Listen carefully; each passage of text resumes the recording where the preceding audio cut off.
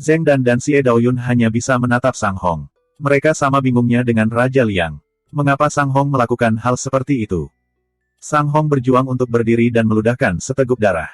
Namun, dia tidak menunjukkan tanda-tanda panik, tetapi malah tersenyum tipis. Dengan hormat, saya tidak tahu apa yang Anda bicarakan. Semua orang di sini tahu bahwa klan Sang kami memiliki dendam terhadap anak itu. Dia bahkan berani mengganggu pernikahan putraku. Mengapa saya harus membantunya melarikan diri? Petik 2. Semua tamu yang hadir mengangguk.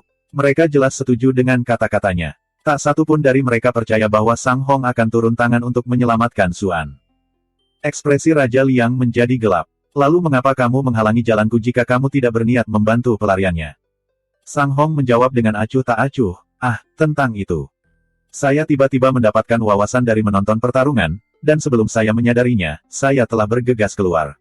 Saya tidak mengharapkan Raja Liang untuk terbang juga, dan saya kebetulan menemukan diri saya di jalan Anda. Aku benar-benar harus meminta maaf untuk itu. Wawasan yang tiba-tiba sangat langka dan berharga bagi para kultivator, dan sering kali disertai dengan hilangnya kendali. Ini adalah penjelasan yang masuk akal untuk langkahnya yang tiba-tiba. Tentu saja, Raja Liang tahu bahwa dia hanya mengatakan omong kosong. Sayangnya, penjelasannya agak lumayan, dan tidak akan menimbulkan banyak kegemparan bahkan jika dia melaporkannya kepada Kaisar. Kamu benar-benar rubah tua yang cerdik. Raja Liang mengutuk. Dia akhirnya merasakan apa yang telah ditimbulkan oleh Zuan dan Sang Hong satu sama lain sebelumnya. Sang Qian mengirim transmisi suara kepada ayahnya melalui Qi. Ayah, mengapa kamu menyelamatkan bocah Zuan itu?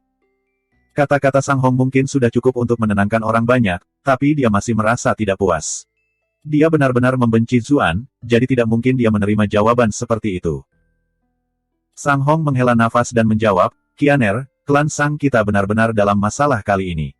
Jika kecurigaanku benar, kita sudah ditinggalkan oleh Kaisar. Kami kemungkinan besar akan dieksekusi setelah kami dibawa kembali ke ibu kota. Apa? Sang Qian tidak bisa mempercayai telinganya. Meskipun mereka ditahan sekarang, dianggap biasa bagi anggota pengadilan untuk naik turun status. Karena ayahnya selalu disukai oleh Kaisar, dia percaya bahwa mereka hanya dibawa kembali ke ibu kota sebagai bentuk penghinaan di depan umum. Bagaimana itu sampai ke titik di mana mereka akan menghadapi eksekusi? Sang Hong melanjutkan, sulit untuk mengatakan apa yang akan terjadi, tetapi saya masih memiliki harapan bahwa hal-hal tidak mencapai titik itu. Apa hubungannya dengan kamu menyelamatkan Zuan? Sang Qian masih memikirkan masalah ini. Sang Hong melihat ke arah Zuan melarikan diri. Karena dia adalah variabel, dan salah satu yang mungkin sangat baik menyelamatkan hidup kita. Sang Qian tidak percaya dengan apa yang dia dengar. Dia benar-benar terpana. Dia hanya tidak bisa mengikuti alur pemikiran ayahnya. Sang Hong tidak memberikan penjelasan lebih lanjut, tetapi malah menatap Zheng Dan. Bagaimana dia gagal memahami fakta bahwa ada sesuatu yang terjadi di antara mereka berdua. Apa yang seharusnya menjadi jebakan madu mungkin menghasilkan perasaan yang sebenarnya berkembang. Dia tidak memberi tahu putranya hal-hal ini. Putranya kemungkinan besar akan marah, yang sama sekali tidak membantu situasi mereka saat ini, tetapi malah memperburuk keadaan. Variabel, aku butuh variabel sekarang. Kita pasti mati jika tidak. Raja Liang melambaikan tangannya. Beberapa utusan bersulam berjalan ke arah mereka dan menahan mereka dengan rantai penuai jiwa. Mereka berdua merasa seolah-olah semua ki mereka telah disegel. Mereka menjadi tidak berbeda dari orang biasa. Tangkap pengantin wanita juga. Raja Liang melirik Zheng Dan. Mengesampingkan fakta bahwa dia adalah menantu perempuan Sang Hong untuk sesaat, kecantikannya yang menakjubkan saja menjamin bahwa akan ada manfaat besar baginya di ibu kota. Zheng Dan menggigit bibirnya ketika dia melihat utusan bersulam berjalan ke arahnya. Namun, dengan semua anggota klan Zheng di sekitarnya, dia tidak punya pilihan selain menerima nasibnya. Raja Liang kembali ke kudanya. Simpan mereka di penjara untuk saat ini. Kalian semua, ikuti aku ke klan Chu. Dia datang dengan dua misi penting dari Kaisar. Yang pertama adalah membawa ayah dan anak klan Sang kembali ke ibu kota, sedangkan yang kedua adalah menangkap Zuan. Relatif berbicara, Kaisar tampaknya lebih peduli tentang penangkapan Zuan, bahkan mengirim utusan bordir untuk membantu misi ini. Namun, dia benar-benar membiarkan targetnya melarikan diri darinya, meskipun dia adalah seorang kultivator peringkat master yang kuat. Jika dia tidak menangkap Zuan, reputasinya tidak hanya akan sangat ternoda, Kaisar juga akan menghukumnya dengan berat. Sementara itu, Zuan berlari untuk hidupnya. Dia juga menyaksikan Sang Hong melangkah untuk menghentikan Raja Liang, yang sama sekali tidak masuk akal baginya. Namun, dia tidak bisa diganggu untuk memikirkan hal ini sekarang. Dia harus segera mencari tahu apa yang akan dia lakukan tentang situasinya saat ini. Dia yakin 99% bahwa Kaisar sudah tahu tentang Sutra Phoenix Nirvana. Teknik yang memiliki kesempatan untuk memberikan kehidupan abadi terlalu menggoda. Pikiran itu sangat membuatnya tertekan. Dia mungkin masih bisa melakukan sesuatu jika dia menyinggung orang lain, tetapi Kaisar sendirilah yang sedang mempertaruhkan nyawanya. Ini adalah seorang Kaisar yang telah menyatukan sebuah kerajaan dan menggenggam dengan kuat tampuk kekuasaan seluruh dinasti. Dia bahkan ahli nomor satu yang diakui publik. Dia tidak begitu naif untuk percaya bahwa Kaisar akan membiarkan dia pergi jika dia menyerahkan manual Sutra Phoenix Nirvana. Ini adalah pria paling kuat di dunia ini. Apakah orang seperti itu bersedia berbagi kehidupan kekal dengan orang lain? Reaksi pertamanya adalah melemparkan nasibnya dengan Raja Qi. Lagi pula, kedua faksi itu berselisih, dan dia memiliki man-man besar untuk melayani sebagai perantara. Namun, dia dengan cepat menolak pemikiran ini. Dengan kekuatan yang dimiliki Raja Qi, dia akan segera mengetahui apa yang sedang dicari Kaisar. Raja Qi pasti ingin mendapatkan kehidupan abadi juga. Ada terlalu banyak cerita di mana protagonis mendapat masalah setelah mereka menemukan sesuatu yang terlalu berharga. Sutra Phoenix Nirvana adalah sesuatu yang diinginkan setiap pembudidaya. Kemana lagi dia bisa berpaling? Zuan merasa lebih dari sedikit tersesat. Meskipun dunia ini begitu besar, sepertinya tidak ada tempat baginya untuk pergi. Tangannya meraih cermin. Dia ingin memanggil Cucuyan. Mendengar suaranya saja sudah menyenangkan sekarang. Namun, ketika dia mengambilnya, dia melihat bahwa itu retak. Itu mungkin telah dihancurkan oleh rantai penuai jiwa dari utusan bordir di pertarungan sebelumnya. Sudah terlambat untuk menyesal. Jika dia tahu bahwa ini akan terjadi, dia akan menyimpannya di dalam Brilliant Glass Bed miliknya. Dia mencoba memanggil Cucuyan, tetapi cermin yang pecah tidak merespons sama sekali. Jelas, itu sudah benar-benar rusak. Apakah ini akan menjadi takdirnya? Di tempat lain, Raja Liang tiba di perkebunan Chu bersama anak buahnya, setelah bergegas. Chu Zongtian dan Qin Wanru keluar untuk menyambutnya ketika mereka menerima berita tentang kedatangannya. Mengapa Raja yang dihormati kembali begitu cepat? Raja Liang telah berkunjung ke klan Chu sebelumnya untuk memberi mereka kebebasan, sebelum menuju ke Sang Estate. Setelah itu, Chu Zongtian dan istrinya telah pindah untuk menyelesaikan formalitas terakhir dengan pengawal kekaisaran dan Liu Yao, serta menghibur anggota klan mereka yang terkejut. Raja Liang mencibir, "Kenapa kalian berdua masih repot-repot mengajukan pertanyaan yang sudah kamu ketahui jawabannya? Prajurit tentara jubah merah Anda mempertimbangkan untuk menentang perintah kekaisaran dan menyerang kami. Mereka seharusnya sudah kembali, dan memberitahu Anda tentang apa yang telah terjadi." Petik 2. Ekspresi Chu Zongtian menjadi bermasalah. Dia berkata dengan suara serius, "Kami memang telah mendengar sedikit tentang apa yang terjadi, tetapi masih sulit bagi kami untuk mempercayainya. Mungkinkah ada semacam kesalahpahaman? Bagaimana bisa Zuan berinteraksi dengan Kaisar, apalagi mencuri sesuatu darinya?" Raja Liang mendengus. Dia menunjuk utusan bersulam dan berkata, "Bright Moon Duke, jangan bilang kamu tidak tahu siapa mereka. Yang mulia bahkan telah mengirim utusan bordir. Bagaimana bisa ada kesalahan? Adapun apa yang dia curi, itu adalah rahasia keluarga kekaisaran. Maafkan aku karena tidak bisa mengungkapkan apa itu." Ekspresi Chu Zongtian berkedip beberapa kali. Dia jelas masih bertanya-tanya bagaimana Zuan akhirnya memprovokasi Kaisar. Namun, Qin Wanru, berdiri di sisinya, sudah cukup. Ini benar-benar tidak masuk akal. Segala macam metode tercela telah digunakan terhadap klan Chu kami, dan sekarang semuanya telah gagal. Anda menggunakan alasan yang menggelikan untuk menyerang menantu klan Chu kami. Apakah Anda pikir klan Chu kami adalah keset? Petik 2.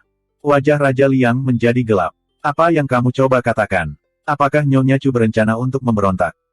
Jangan coba-coba mengancamku dengan pembicaraan tentang pemberontakan ini. Bukankah Kaisar menguasai dunia ini melalui pemberontakan? Qin Wanru mulai menggerakkan tangannya, tanda yang jelas dari kemarahannya. Semuanya harus dilakukan sesuai dengan alasan. Karena Anda menolak untuk bersikap masuk akal, Anda tidak dapat menyalahkan kami karena membalik meja. Mari kita lihat bagaimana Anda menjelaskan berbagai hal ke seluruh dunia. Di mana tentara jubah merah? Petik 2. Ini, Nyonya, tentara jubah merah yang tak terhitung jumlahnya bergegas keluar dari lokasi tersembunyi mereka dan mengepung orang-orang Raja Qi. Bab 422, Kekuatan Peringkat Master. Meskipun ada banyak prajurit tentara jubah merah yang mengalir keluar, hanya suara langkah kaki yang teratur yang bisa terdengar. Tidak ada suara yang tidak perlu. Semua prajurit menatap Raja Liang dan anak buahnya dengan mata dingin dan tak tergoyahkan. Ekspresi Raja Liang sedikit berkedip. Dengan matanya yang tajam, dia bisa tahu bahwa ini adalah pasukan yang kuat yang telah mengalami banyak pertempuran.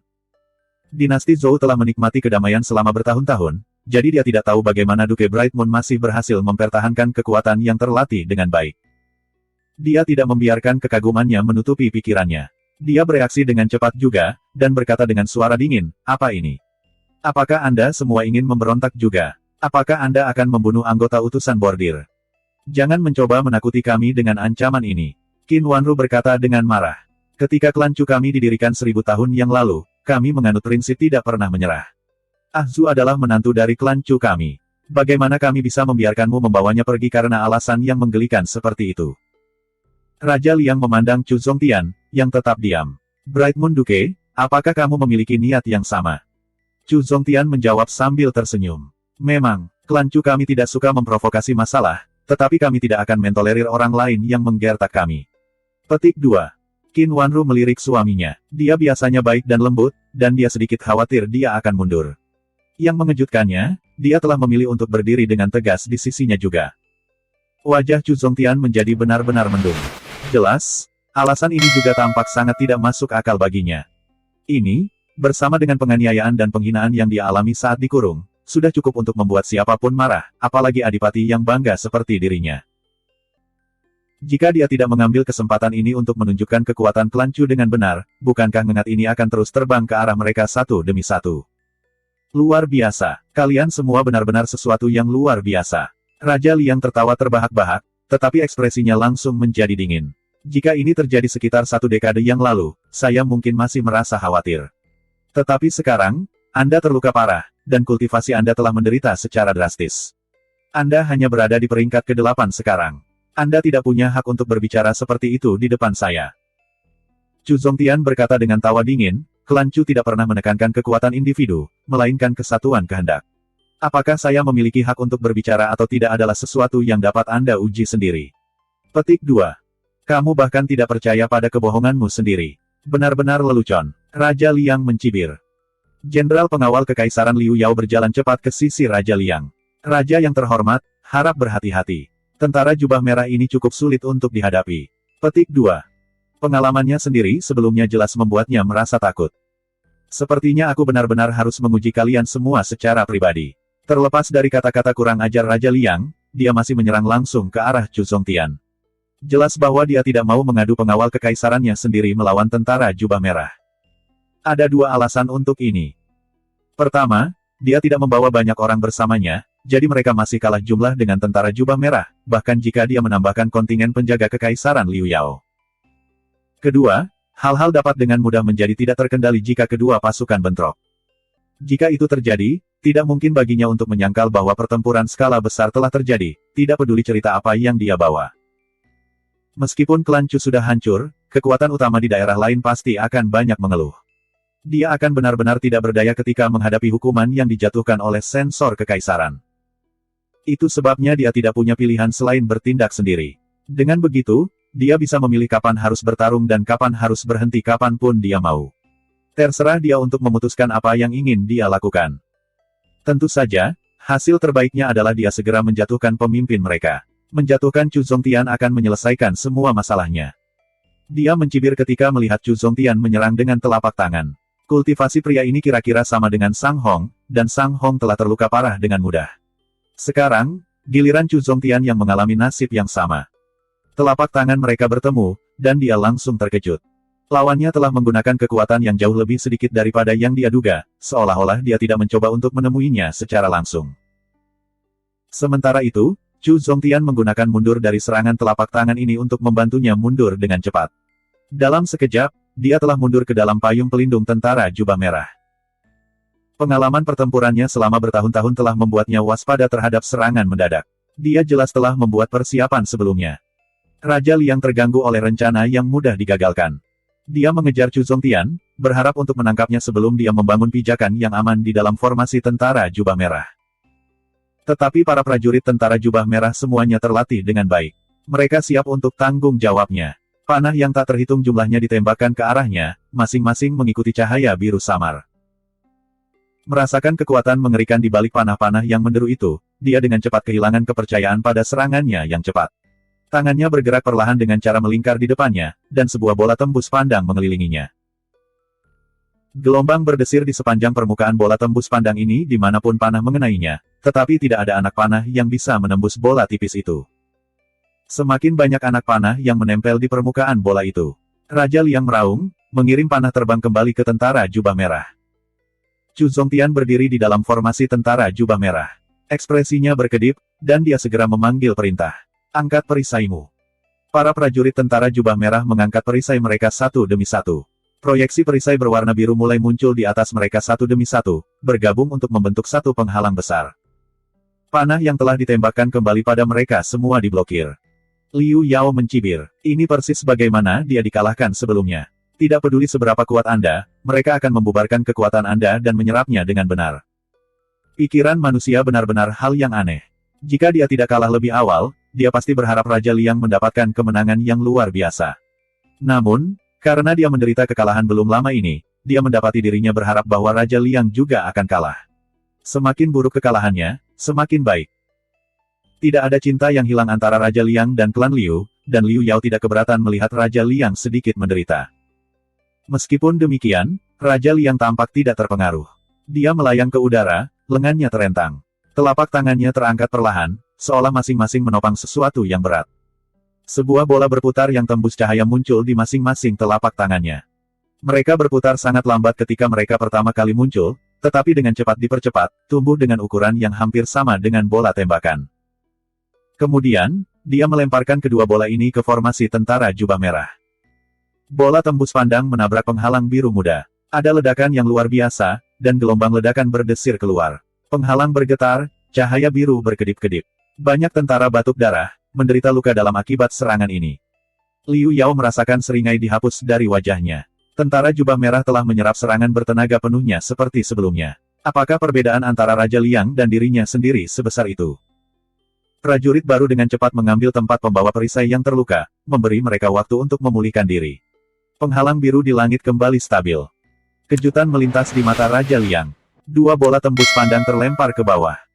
Sebuah suara besar bergema di sekitarnya. Penghalang biru bergetar lagi, tetapi tetap utuh. Mari kita lihat berapa banyak lagi yang bisa kamu ambil. Raja Liang juga mulai kesal. Dia memadatkan bola tembus cahaya lagi. Dia benar-benar layak menjadi ahli peringkat master. Dia tidak lagi melontarkan serangannya dengan sembarangan, tapi terbang ke sana kemari saat dia meluncurkannya, mencari celah yang bisa dia manfaatkan. Meskipun tentara itu kuat, mereka juga memiliki kelemahan. Lagi pula, formasi tidak sefleksibel individu. Selain itu, semakin banyak jumlah prajurit, semakin sulit bagi mereka untuk mempertahankan kerjasama yang erat, dan semakin mudah untuk menemukan celah yang dapat dieksploitasi. Tentara yang disiplin seperti tentara jubah merah sudah dianggap sebagai tentara kelas 1, menurut standar dunia ini. Namun, bahkan mereka akan mulai goyah ketika terus-menerus dipukul dari sudut yang berbeda. Dia tidak perlu membuat banyak peluang. Sebuah pembukaan tunggal sudah cukup untuk seorang ahli sejati. Dia melayang di udara, membombardir tentara jubah merah dari sudut yang berbeda, mencoba membuka celah untuk dirinya sendiri. Gerakannya begitu cepat sehingga dia meninggalkan bayangan di mana-mana. Sepertinya dia ada di mana-mana pada saat yang sama, secara bersamaan menyerang tentara jubah merah dari semua sudut yang berbeda. Tentara jubah merah bertahan dengan panik. Saat ini, mereka seperti perahu yang terombang-ambing di laut yang menderu. Meskipun mereka entah bagaimana berhasil selamat dari pemboman terus-menerus sejauh ini, setiap orang dari mereka tahu bahwa laut ini akan melahap mereka cepat atau lambat. Jadi ini adalah kekuatan seorang kultivator peringkat master. Gangguan di perkebunan Chu telah menarik banyak orang. Wajah mereka semua memucat saat mereka menyaksikan adegan ini. Pada saat yang tepat, suara Chu Zongtian melayang ke atas. Bawa spanduk perang. Mulai genderang perang. Bab 423, Kekuatan Klan Chu. Tentara jubah merah dengan cepat membersihkan ruang dalam formasi mereka, dan sekelompok tentara mendorong keluar kereta. Sebuah drum besar telah didirikan di bagian belakang gerobak. Dengan ketukan jari kakinya, Qin Wanru muncul di atas gerobak. Dia mengambil palu tebal dan memukul drum. Asteris ledakan, ledakan, ledakan, asteris. Ketukan genderang terdengar satu demi satu, dan setiap gema tampaknya mencapai ke kedalaman jiwa. Itu membuat setiap prajurit merasa seolah-olah darahnya mendidih. Liu Yao dan pengamat lainnya dapat melihat riak-riak yang terlihat menyebar dari drum, menyebar keluar melintasi tentara-tentara jubah merah di sekitarnya. Para prajurit yang sama mengeluarkan raungan ganas. Aura mereka tampaknya berlipat ganda dalam kekuatan. Liu Yao tercengang. Meskipun posisinya sebagai jenderal pengawal kekaisaran telah ditawarkan kepadanya karena statusnya sebagai paman permaisuri, dia masih mendapatkan banyak pengalaman dari waktu bertugas di posisi ini. Selama perang antara manusia dan ras binatang, lagu-lagu perang Beastman telah membuat kesan yang mendalam pada manusia. Hal ini menyebabkan ledakan penelitian drum perang dan instrumen perang lainnya yang dapat digunakan oleh manusia untuk meningkatkan moral dan kekuatan tempur. Namun, instrumen perang ini hanya bisa dibuat oleh Rune Master, menggunakan teknik khusus. Hanya pasukan paling elit di seluruh kekaisaran yang memiliki sesuatu seperti ini. Bagaimana mungkin klan biasa berharap untuk mendapatkan instrumen perang seperti itu? Kekuatan sebenarnya dari sejarah ribuan tahun klan Chu sekarang diperlihatkan sepenuhnya. Tidak heran mengapa begitu banyak faksi berjuang untuk memenangkan mereka ke pihak mereka. Pada saat itu, perubahan lain terjadi dalam formasi. Chu Zongtian menggerakkan tangannya di depannya, dan sebuah cincin spanduk segitiga melayang ke udara. Dia menunjuk lurus ke depan dan berkata, "Pergi." Bendera-bendera ini terbang keluar dan menyisipkan diri di berbagai lokasi di dalam formasi, dan tentara jubah merah bergerak bersama-sama untuk mengatur ulang dirinya sendiri. Cahaya biru berkilauan menyebar untuk menutupi tubuh para prajurit yang berkerumun di sekitar bendera-bendera ini. Penghalang yang menjadi lemah di bawah rentetan serangan yang konstan segera menjadi cerah, dan gelombang cahaya biru terus mengalir di sepanjang pola misterius di permukaannya. Sementara itu, beberapa proyeksi bendera juga muncul di udara. Ekspresi Raja Liang berkedip. Dia mencoba melompat dari bendera-bendera ini, tetapi tidak peduli seberapa cepat dia, selalu ada bendera lain yang menghalangi jalannya. Apa ini? Semua penonton ngeri melihat ketidakmampuan Raja Liang untuk melarikan diri. Dia terjebak dalam formasi bendera, mengaum dengan marah. Mereka telah berhasil menjebak seorang kultivator peringkat master. Bagaimana klan Chu memiliki kekuatan sebanyak ini? Berbagai kekuatan di Bright Moon City tiba-tiba teringat akan legenda mengerikan yang mengelilingi klan Chu dari ratusan tahun yang lalu.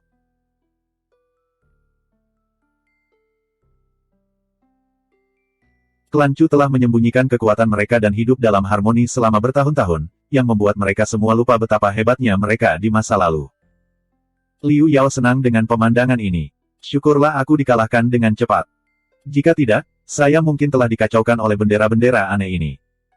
Sebuah gemuruh rendah mulai bergema di sekitar medan perang. Formasi terbelah menjadi dua, menciptakan ruang di tengah. Beberapa lusin tentara-tentara jubah merah perlahan-lahan mendorong panah pengepungan besar-besaran. Dari tampilan panah ini, sepertinya lebih tepat untuk menyebutnya meriam. Kekuatan panah besar ini pasti cukup untuk meledakkan tembok kota. Panah pengepungan ini perlahan miring ke atas. Ujung bautnya berkedip-kedip dengan pancaran dingin yang dalam, sementara batangnya dihiasi dengan rune yang berputar-putar. Ini jelas merupakan pekerjaan seorang rune master yang hebat. Raja Liang segera merasa merinding saat melihat panah membidiknya. Gelombang bahaya tiba-tiba menghampirinya, yang belum pernah dia alami sebelumnya. Dia tahu pasti bahwa dia akan menderita luka parah jika dia terkena itu, dan bahkan mungkin kehilangan nyawanya. Dia sangat ingin keluar, tetapi bendera aneh menghentikannya di setiap upaya. Benar-benar tidak ada tempat baginya untuk lari. Tidak punya pilihan lain, dia mengangkat tangannya dan membawanya ke depan dadanya. Sebuah bola tembus besar mulai mengembun di depannya. Dia bermaksud untuk menghadapi serangan itu secara langsung. Pada saat itu, sebuah suara berteriak, "Tuan-tuan, mundur." Sekelompok pengendara berlari ke arah mereka. Yang memimpin adalah Tuan Kota Xie. Di sebelahnya adalah Xie Daoyun. Kecemasan tertulis di seluruh wajahnya yang biasanya lembut dan halus. Dia sepertinya mencari seseorang, tetapi dia tidak menemukan siapa yang dia cari. Dia segera mencari ayahnya setelah meninggalkan sang istet, tetapi tidak pernah menyangka bahwa dia akan bertemu ayahnya di tengah jalan. Dia sudah bergegas menuju perkebunan Chu. Terlepas dari apakah itu karena mengkhawatirkan keselamatan kota Bright Moon atau karena dia adalah bagian dari faksi Raja Qi, Xie Yi tidak ingin melihat sesuatu terjadi pada klan Chu. Sayangnya, kedua belah pihak sudah diambang saling merobek. Mengapa mereka mendengarkan kata-katanya? Khawatir, Xie Yi memohon pada Liu Yao, "Jenderal Liu, tolong hentikan mereka. Ini sudah di luar kendali." Liu Yao tersenyum.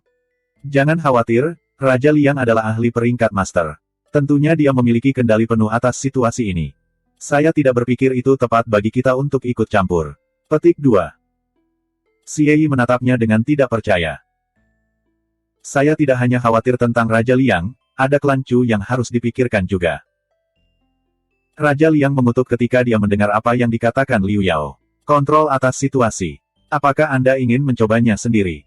Saya jamin tidak akan ada setitik pun dari Anda yang tersisa. Dia benar-benar menyesali pilihannya. Dia terlalu percaya diri, terlalu lama hidup dalam kemewahan dan kemewahan.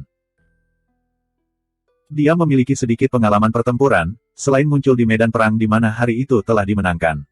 Dia benar-benar meremehkan kekuatan klan Chu. Tentu saja, itu bukan sepenuhnya salahnya. Jika dia menghadapi 3.000 pasukan yang berbeda, kekuatannya pasti akan cukup untuk mengalahkan mereka.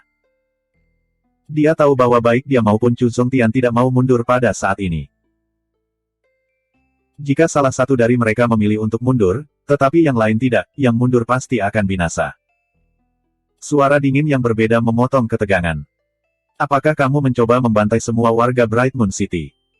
Kepala sekolah Jiang telah tiba. Semua mata tertuju pada sumber suara itu. Sosok tinggi dan ramping berdiri di bagian paling atas sebuah pohon besar. Ranting-ranting di puncak pohon sangat tipis, namun dia tampak sangat seimbang. Sosoknya bergoyang seirama dengan pohon. Pemandangan ini menarik napas kekaguman yang tak terhitung jumlahnya. Bahkan Liu Yao merasa sedikit malu. Dia bisa terbang untuk waktu yang singkat, tetapi berdiri dengan anggun di dahan yang begitu tipis membutuhkan kontrol yang tepat atas kekuatannya sendiri. Bahkan di usia yang begitu muda, wanita ini sudah sangat luar biasa. Prospeknya tidak terbatas. Dia tidak bisa menahan diri untuk tidak menatap wanita ini. Dia tertarik pada kultivasinya pada awalnya, tetapi matanya segera melebar lebih jauh. Stoking hitamnya telah menarik semua perhatiannya. Dia bukan satu-satunya yang merasa bodoh. Bahkan Xie Yi menggosok hidungnya karena malu, takut mimisan yang tiba-tiba akan merusak gengsinya selama bertahun-tahun. Xie Daoyun mendorong ayahnya dengan kasar ketika dia melihatnya. "Ayah," katanya dengan kesal. Xie Yi akhirnya tersadar dari linglung dan tersenyum canggung.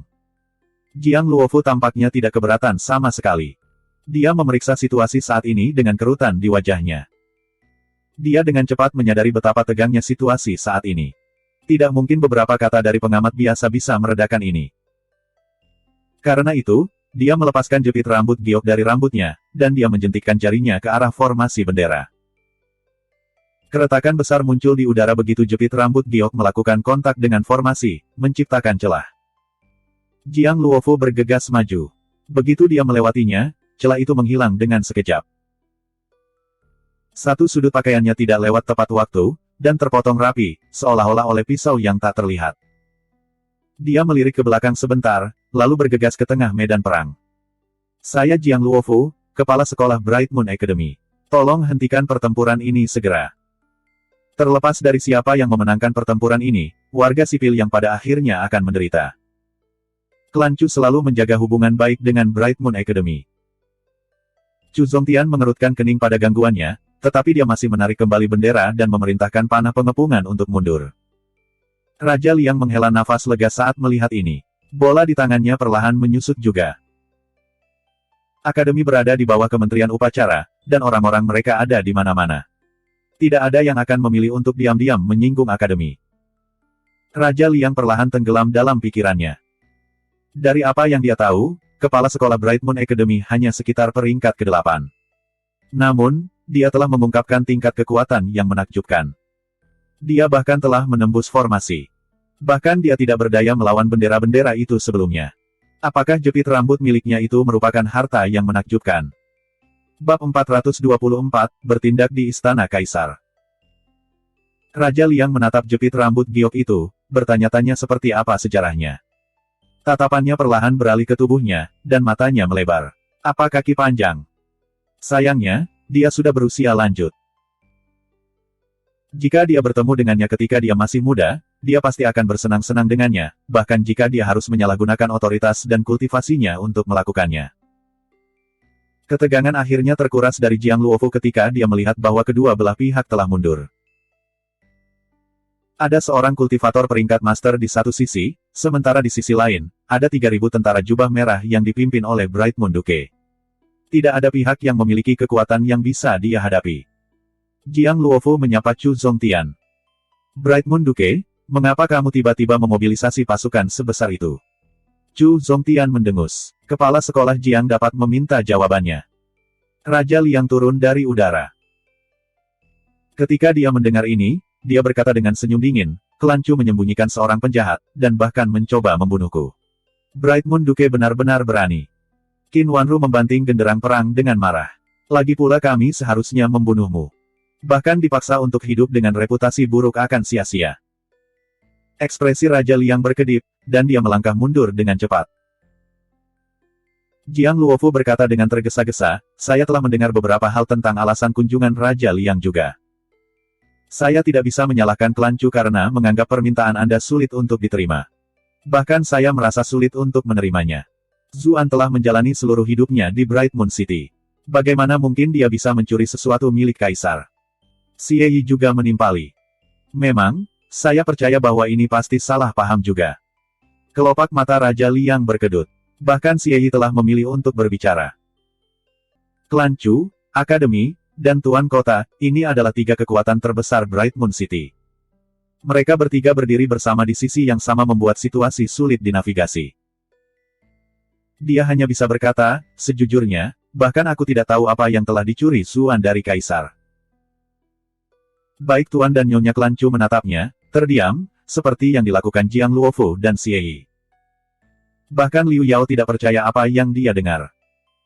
Apa yang kau banggakan saat itu? Apakah itu semua hanya gertakan? Merasakan kemarahan mereka, Raja Liang dengan cepat berkata, meskipun saya tidak tahu persis apa yang dia curi dari Kaisar, masalah ini benar-benar asli. Bagaimanapun, Kaisar secara pribadi mempercayakan saya dengan tugas ini. Petik 2. Sisanya mengerutkan kening ketika mereka mendengar dia mengatakan ini. Tidak ada alasan bagi Raja Liang untuk berbohong tentang masalah ini, tetapi mereka juga tidak mungkin membiarkan masalah ini berlalu. Pada saat itu, Raja Liang sepertinya mengingat sesuatu.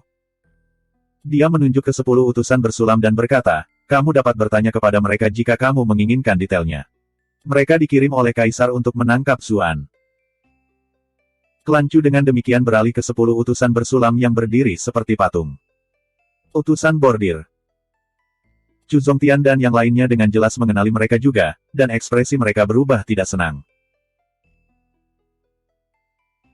Merasakan perhatian semua orang terfokus pada mereka, utusan bersulam di depan berkata dengan dingin, barang yang dicuri Zuan sangat rahasia. Klan Chu harus menyerahkannya. Jika tidak, Anda akan memprovokasi yang mulia. Memprovokasi yang mulia. Chu Zongtian tertawa muram. Kaisar jelas ingin klan Chu pergi. Apa gunanya mempertahankan kepura-puraan seperti itu? Panik, Xie Yi segera memperingatkannya, kakak Chu, tolong bicara dengan hati-hati. Chu Zongtian mendengus. Kami sudah didorong sejauh ini. Kenapa aku masih harus repot-repot melangkah dengan ringan? Petik 2. Dia jelas tidak percaya bahwa Zuan telah mencuri sesuatu milik Kaisar. Dia berasumsi bahwa ini hanyalah alasan lain bahwa Kaisar telah memasak untuk berurusan dengan klan Chu. Mata utusan bersulam itu menyipit. Apakah Bright Moon Duke benar-benar akan menentang dekrit kekaisaran? Menentang dekrit kekaisaran. Chu Zongtian tertawa. Klan Chu kami tidak pernah mengatakan kami akan melakukan itu. Jangan ragu untuk mencari Zuan sendiri. Meskipun dia marah, dia tidak bodoh. Paling tidak, dia tidak akan mengatakan apapun yang akan mengarah pada kehancuran langsung klan Chu. Utusan bersulam itu melambaikan tangannya ketika dia mendengar ini. Dia berjalan menuju perkebunan Chu dengan utusan lainnya. Tentara jubah merah tetap di tempatnya, tidak menunjukkan niat untuk bergerak. Xie Yi menghela nafas ke dalam. Chu Zongtian selalu berperilaku seperti orang yang jujur dan taat aturan, tapi dia sebenarnya cukup licik. Dia jelas mengatakan bahwa dia akan mematuhi, namun tindakannya hampir tidak sejalan dengan pernyataannya. Para utusan bersulam itu berhenti. Apakah kamu pikir ini cukup untuk menghentikan kita? Chu Zongtian berkata sambil tersenyum, saya pernah mendengar tentang reputasi utusan bordir. Bagaimana klan Chu kita berani memiliki pemikiran seperti itu? Meskipun ini yang dia katakan, dia masih tidak menunjukkan niat untuk minggir. Maksud dia jelas. Bahkan seorang kultivator peringkat master tidak bisa masuk. Apa yang bisa Anda lakukan? Saya menyarankan Anda untuk mundur. Sejujurnya, dia sendiri agak bingung. Semua orang di dunia ini tampaknya memuja utusan bersulam, namun utusan di hadapannya ini berada di peringkat kelima atau keenam. Mereka sama sekali tidak sesuai dengan harapannya. Lagi pula, dia belum pernah mendengar ada orang yang bisa melarikan diri saat dikejar oleh utusan bordir. Ada apa dengan itu? Mungkinkah pengadilan kekaisaran begitu kuat sehingga tidak ada yang berani melawan? Tuan dan Nyonya Kelancu bukan satu-satunya yang bertanya-tanya tentang ini. Hampir semua orang berbagi keraguan mereka. Semua mata tertuju pada 10 utusan bersulam, semua menunggu untuk melihat apa yang akan mereka lakukan. 10 anggota utusan bordir tiba-tiba berlutut ke arah timur. Yang memimpin dengan hormat mengulurkan tangan di depannya. Subjek Anda memiliki musuh yang menghalangi jalan kami. Yang mulia, tolong kirimkan kami dekrit kekaisaran untuk menaklukkan mereka. Petik 2. Semua orang yang hadir terkejut. Kaisar berada di ibu kota, dan mereka sangat jauh. Bagaimana mungkin Kaisar bisa mendengar apa yang dia katakan? Apakah mereka menggunakan sesuatu seperti batu transmisi suara? Bahkan jika mereka berhasil menghubungi Yang Mulia, apa gunanya? Sebuah sungai yang jauh tidak akan pernah menjadi solusi untuk kekeringan saat ini. Namun, ekspresi dari beberapa sosok yang lebih kuat yang hadir mulai berkedip. Mereka mulai curiga dengan apa yang terjadi. Chu Zongtian bergidik tanpa disengaja saat dia melihat ke arah cakrawala. Awan, yang telah melayang tanpa tujuan beberapa saat yang lalu, sekarang berkumpul bersama. Kekuatan tak terbatas perlahan mulai memenuhi area itu. Semua warga Bright Moon City gemetar ketakutan. Di toko Divine PC Qianji, di dalam ruangan yang sepenuhnya tertutup tirai, Ji Dengtu saat ini berada di bawah selimutnya. Satu tangan memegang buku, sementara tangan lainnya melakukan entah apa. Tiba-tiba, dia merasakan tekanan yang menakutkan. Seluruh tubuhnya gemetar, dan dia langsung lemas. Dia melemparkan buku itu ke samping dan mengutuk keras. Sialan semuanya. Saya sudah hampir sampai, tetapi Anda hanya harus pergi dan menakuti orang tua ini. Dasar, aku mungkin tidak akan bisa bangkit selama 3 bulan lagi. Kaisar sialan, jika bukan karena fakta bahwa aku tidak akan pernah bisa mengalahkanmu dalam pertarungan, aku akan mengunjungimu sekarang juga. Setelah mengutuk untuk sementara waktu, dia jatuh ke dalam pemikiran yang mendalam. Bocah itu benar-benar membuat dirinya berantakan kali ini. Sang Liu Yu sedang memainkan harpanya di Bright Moon Academy. Dia melihat ke arah Kelancu, ekspresi termenung di wajahnya. Zuan saat ini bersembunyi di salah satu properti sekte bunga plum. Dia juga melihat keluar jendela dengan tatapan ngeri. Tekanan ini membuatnya secara naluriah gemetar ketakutan. Lupakan menghadapinya secara langsung, akan sangat mengesankan jika dia bahkan bisa berdiri tegak. Dia merasakan dorongan kuat untuk berlutut. Tepat ketika dia berada di ambang kehancuran, dia tiba-tiba mendengar suara terkejut. Tekanan yang mengerikan. Nak, apakah kamu memprovokasi seseorang yang seharusnya tidak kamu provokasi? Petik 2. Zuan hampir meneteskan air mata ketika mendengar suara ini. Kakak permaisuri, tolong peluk dan hibur aku. Mili mengulurkan tangan untuk menghentikannya memeluknya. Apakah kamu mencoba mengambil keuntungan dariku begitu kita bertemu? Meskipun mengatakan ini, semua perhatiannya terfokus di luar jendela. Bahkan Zuan melihat ke arah itu. Awan di atas perkebunan Chu perlahan-lahan mengambil bentuk sosok yang tidak jelas, seorang pria parubaya dengan mahkota di kepalanya. Sosok ini, terbentuk dari awan, perlahan membuka mulutnya. Suara yang tidak jelas namun menindas bergema di seluruh kota Bright Moon. Diberikan. Dekrit kekaisaran besar berwarna kuning cerah tampaknya muncul begitu saja. Perlahan-lahan terbuka, mengambil hampir setengah dari langit. Namun, itu benar-benar kosong.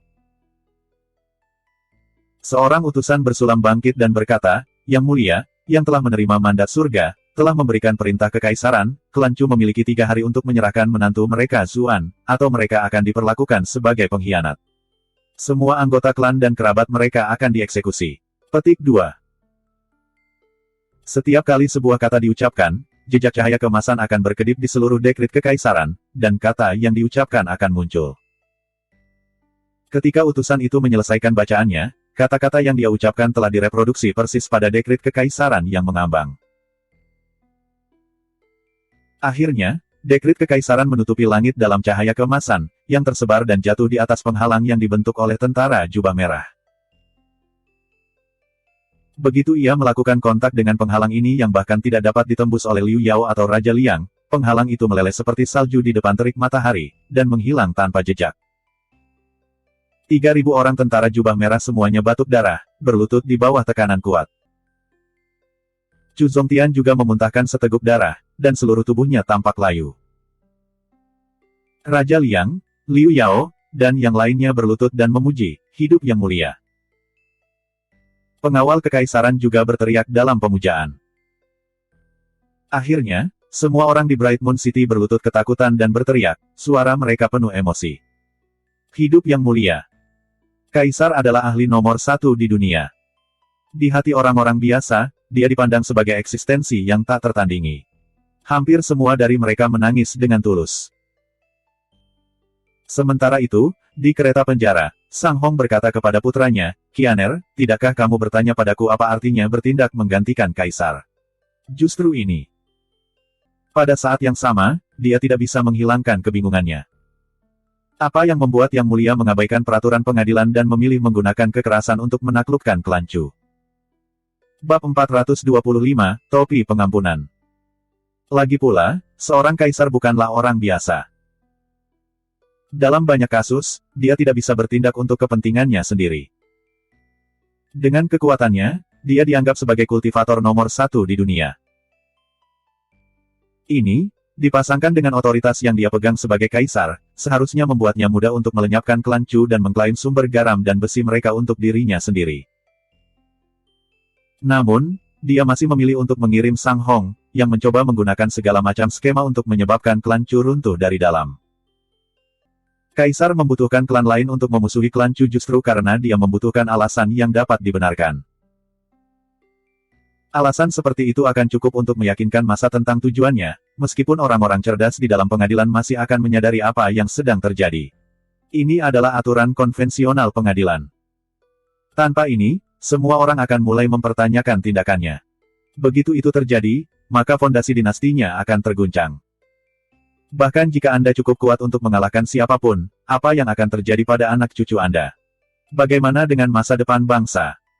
Itulah sebabnya Sang Hong sangat bingung.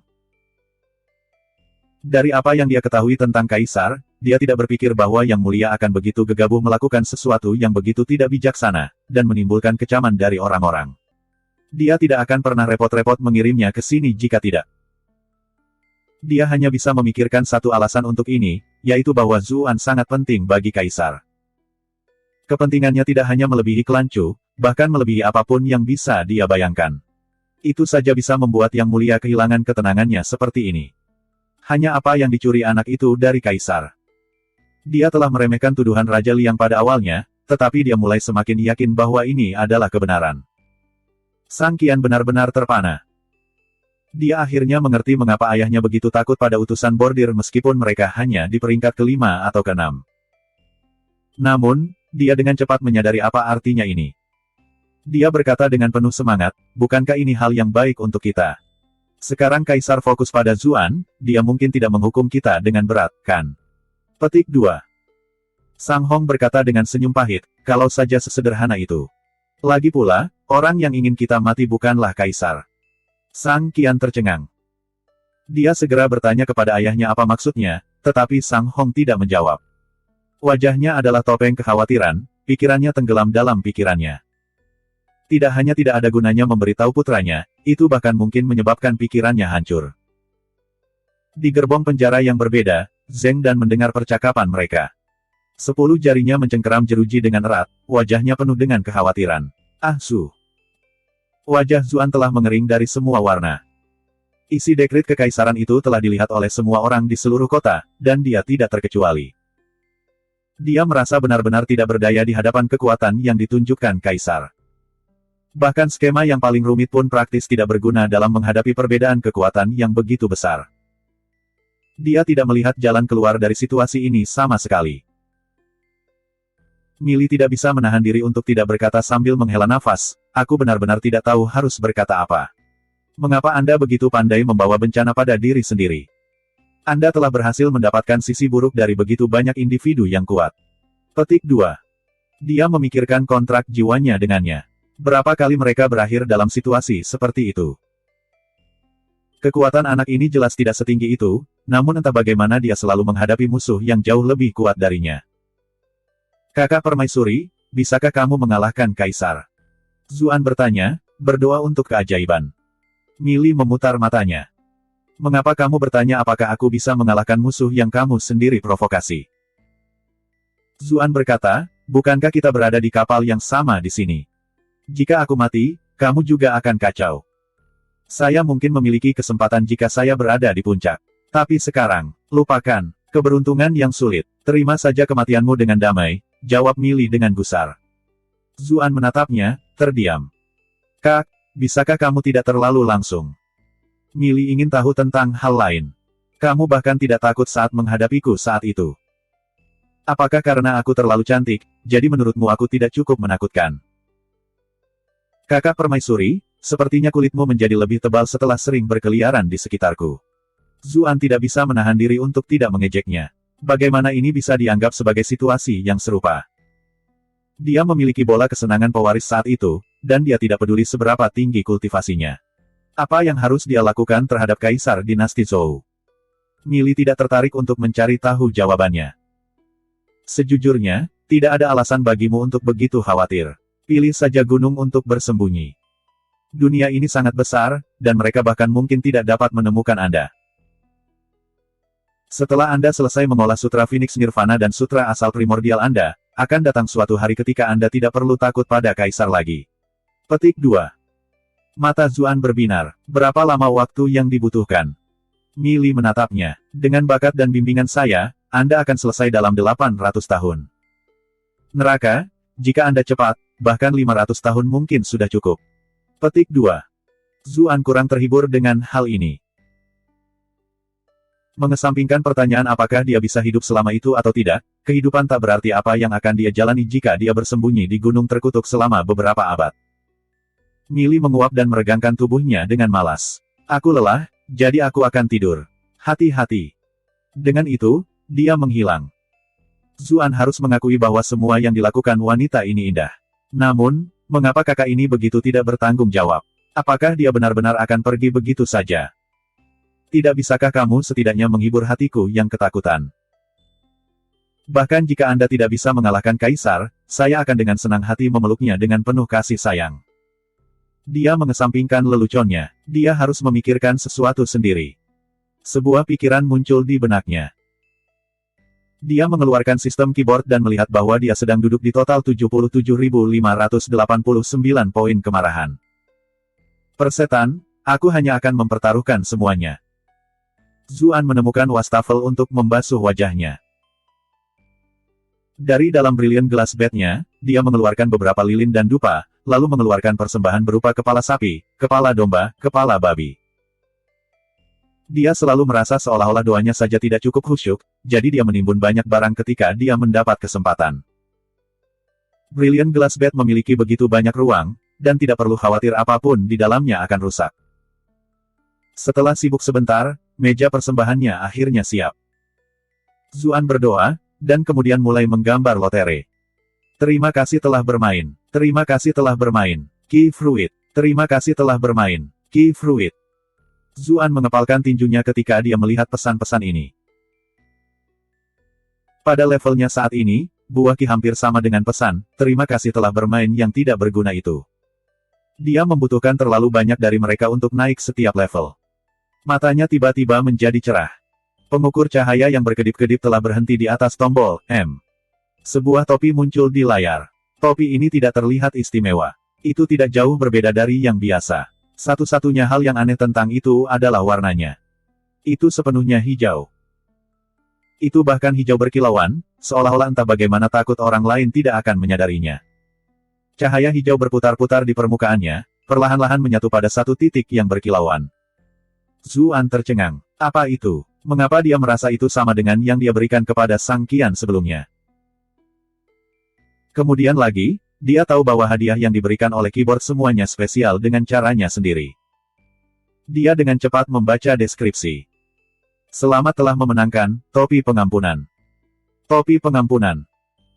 Pendahuluan, musim semi telah tiba, dan semua hal menjadi hidup. Apa yang seharusnya hijau akhirnya mulai berubah menjadi hijau. Jika Anda ingin bertahan, maka Anda perlu sedikit hijau di kepala Anda. Apa yang akan Anda lakukan ketika Anda menemukan kebenaran yang kejam? Anda jelas harus memaafkannya. Deskripsi untuk digunakan, sekali pakai. Jika Anda membuat target memakai topi ini, maka mereka akan memaafkan Anda, tidak peduli kesalahan apa yang telah Anda buat. Petik 2. Zuan hanya menatap layar. Dia hampir menyemprotkan air liur kemana-mana. Bagaimana bisa sesuatu yang tidak masuk akal seperti ini muncul? Dia mulai bertanya-tanya rasa aneh macam apa yang dimiliki pencipta keyboard itu. Kepalanya mulai terasa sakit. Jika dia pernah membuat seseorang memakai topi seperti itu, dia tidak peduli apakah mereka memaafkannya atau tidak. Bukankah hal ini tidak berguna? Tunggu, bagaimana jika aku? Sementara dia tenggelam dalam pikirannya, sebuah suara pelan tiba-tiba berbicara ke telinganya. Jadi ini kartu trufmu. Zuan melompat ketakutan. Dia berbalik dan melihat Millie duduk di meja persembahannya, kakinya dengan santai berayun di udara. Kakak Permaisuri, bukankah kamu bilang kamu akan tidur? Zuan langsung bertanya. Senyum misterius menyebar di wajah Millie. Kamu seharusnya tidak mempercayai seorang wanita dengan mudah, terutama yang secantik aku. Bab 426, tunjukkan ketulusan Anda. Zuan tersenyum malu. Apa yang kamu katakan, kakak perempuan Permaisuri? Aku tidak mengerti sama sekali. Millie menatapnya tajam. Ketika kami berada di ruang bawah tanah, saya tahu ada sesuatu yang tidak beres. Dengan kultivasi jelekmu, aku seharusnya bisa membunuhmu dengan bersin. Namun, saya tidak bisa membunuh Anda tidak peduli apa yang saya lakukan. Meskipun tekad yang kamu tunjukkan saat itu membuatku terkejut, itu akan terlalu mudah jika kamu bisa bertahan hidup di dunia ini hanya dengan tekad. Itulah mengapa aku selalu penasaran dengan apa yang kamu andalkan. Sepertinya ini adalah sistem yang Anda bicarakan. Topi pengampunan. Hal ini pasti aneh. Zuan terkejut. Kamu bisa melihat semua ini. Millie tersenyum ambigu. Kapan aku bilang aku tidak bisa? Sebelumnya, kamu. Zuan tanpa sadar mulai berbicara, tetapi dia dengan cepat menangkap dirinya sendiri. Aku baru saja memberitahumu, semakin cantik gadis itu, semakin baik mereka berbohong, kata Millie sambil tersenyum. Obat yang kamu gunakan untuk menyelamatkan Nyonya Chu sangat menakjubkan.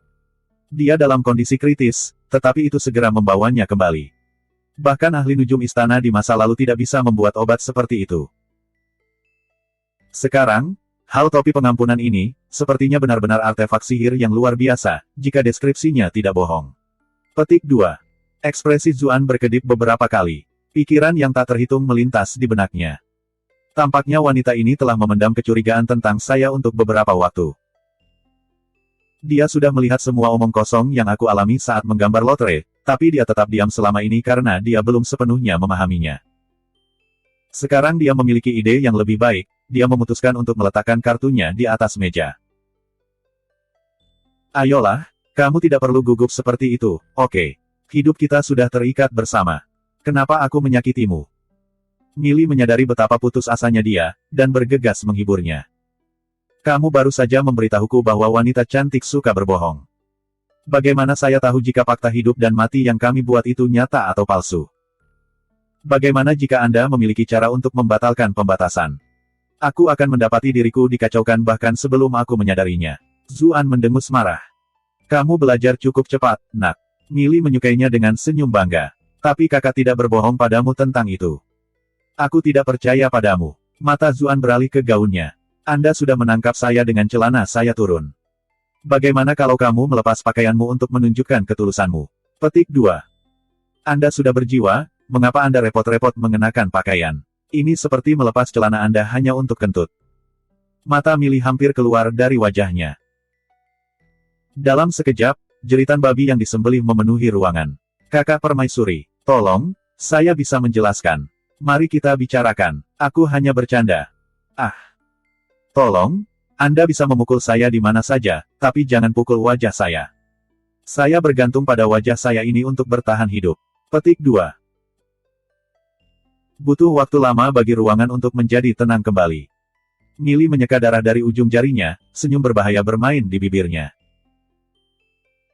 Biarkan kakak ini mengajarimu sebuah prinsip penting hari ini. Jangan berpura-pura mati saat seharusnya tidak. Zuan terbaring lumpuh di tanah, wajahnya benar-benar bengkak dan hidungnya mengeluarkan darah. Saya tidak tahu bagaimana membuat Anda membuktikan apa yang Anda katakan itu benar, jadi saya membuat lelucon sebagai gantinya. Kenapa kamu harus begitu kejam? Millie mendengus. Saya sudah sangat lunak. Jika seseorang berani mengatakan hal seperti itu di depanku saat aku menjadi permaisuri, aku akan mengeksekusi keluarga mereka hingga generasi ketiga. Tenggorokan Zuan menjadi kering. Mengapa semua wanita di sekitarku ini begitu ganas? Millie tertawa dan berkata, lagi pula, aku tidak hanya menghajarmu, oke. Saya membantu Anda berkultivasi. Siapa yang memintamu untuk mengambil sutra Phoenix Nirvana yang mengharuskanmu dipukuli? Zuan terkekeh. Baiklah, cukup itu. Mari kita bicara bisnis. Millie membuang senyumnya. Bahkan sumpah yang terkuat pun tidak bisa diandalkan. Pada akhirnya, semua bermuara pada kepentingan kedua belah pihak, serta kekuatan kedua belah pihak. Meskipun kamu lemah, kamu memiliki bakat tingkat transenden, dan memiliki beberapa teknik rahasia. Anda memiliki sistem ini sebagai kartu truf Anda juga, jadi ada harapan besar bagi Anda untuk mencapai keabadian.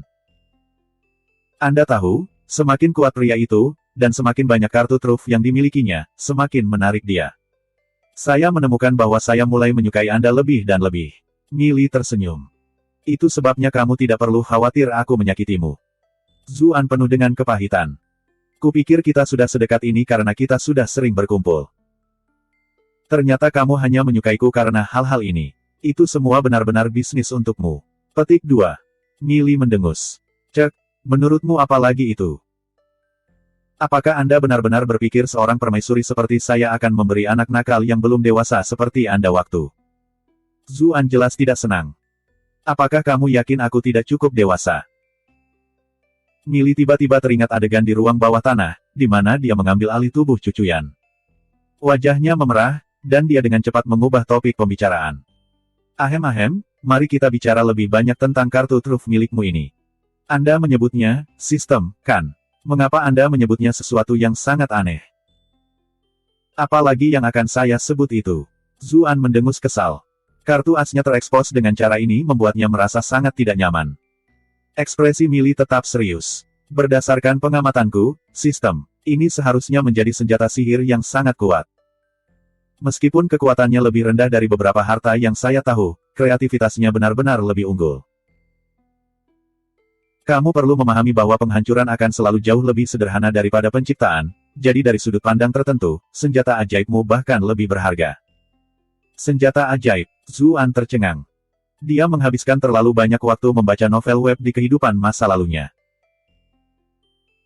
Itu selalu sulit bagi protagonis untuk menjelaskan cheat mereka, jadi dia tidak terlalu memikirkan sistem keyboardnya, dan tidak mencoba menggali asal-usulnya sama sekali. Tentu saja itu senjata ajaib, kata Millie. Itu bahkan mungkin ditempa oleh rune master paling kuat dan berbakat dalam sejarah.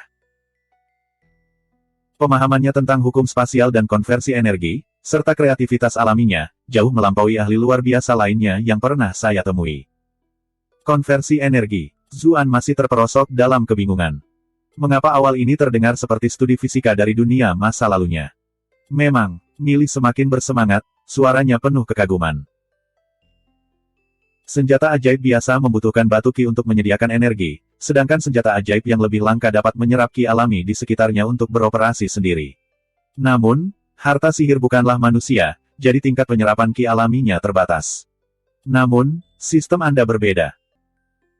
Tidak hanya dapat mengisi kembali dirinya sendiri melalui ki alami, ia bahkan dapat menyerap kekuatan jiwa sebagai sumber energi. Kekuatan jiwa. Zuan hampir kehilangan akal sehatnya. Apa-apaan ini sekarang? Seperti namanya, itu adalah kekuatan jiwa, Millie menjelaskan. Jiwa yang normal akan melepaskan kekuatan jiwa ketika mereka menjadi gelisah. Ketika Anda terus-menerus memprovokasi orang lain dan mengubah agitasi mereka menjadi poin kemarahan, itu sebenarnya adalah kumpulan kekuatan jiwa. Petik 2. Mata Zuan mulai berkaca-kaca. Namun, setelah mendengarkan penjelasannya, banyak pertanyaan dan keraguan di benaknya mulai hilang. Dia tidak bisa membantu tetapi menatapnya. Kakak permaisuri, apakah kamu seorang profesor fisika yang bereinkarnasi atau semacamnya? Apa itu? Millie mengerutkan kening. Dulu saya adalah seorang permaisuri yang menyatukan dunia, dan saya telah membaca semua jenis teks kuno. Bagaimana pengetahuan dan pengalaman saya dibandingkan dengan orang seperti Anda, seekor katak yang terperangkap di dasar sumur? Zuan mengutuknya di dalam hatinya. Anda pikir Anda hebat?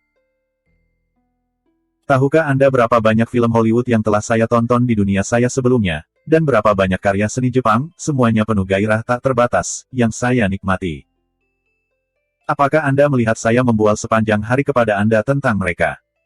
Namun, ekspresi wajahnya tetap tulus. Kekuatan jiwa, ini dapat dimanfaatkan. Tentu saja bisa, kata Millie. Alam semesta begitu luas dan besar.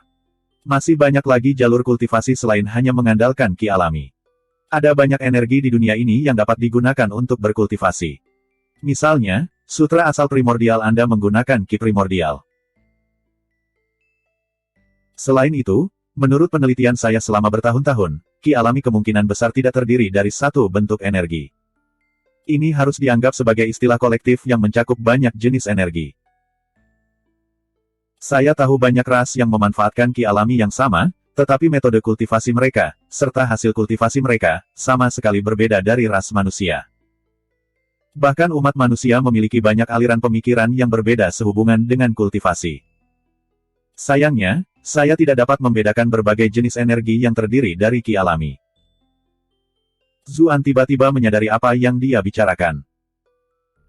Studi fisika di dunia masa lalunya telah menghasilkan penemuan 4 gaya fundamental di alam semesta, gaya nuklir kuat, gaya nuklir lemah, gaya elektromagnetik, dan gaya gravitasi. Kekuatan yang berbeda menyebabkan hasil yang berbeda. Namun, alam semesta itu sangat luas. Ini mungkin bukan satu-satunya jenis kekuatan. Misalnya, ki alami dan ki primordial di dunia ini, serta kekuatan jiwa yang baru saja disebutkan, juga harus ada. Hanya saja manusia di bumi belum bisa merasakannya. Bab 427, tidak ada jalan keluar. Millie mengira kebisuannya sebagai keputusasaan. Nada suaranya melembut, dan dia berkata, jangan khawatir.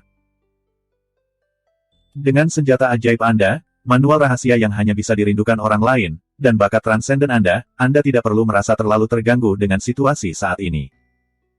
Zuan memberinya ekspresi terkejut.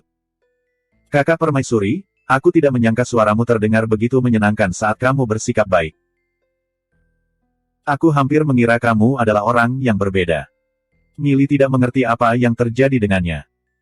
Apakah kamu benar-benar ingin aku selalu ketat padamu? Apa yang salah denganmu? Zuan terkekeh dan berkata, tidak sama sekali, tidak sama sekali. Tentu saja aku lebih suka saat kau bersikap baik. Tapi Anda tidak bisa terlalu baik, atau Anda akan kehilangan daya tarik yang berasal dari menjadi permaisuri yang kuat. Kesal, Millie terdiam sejenak.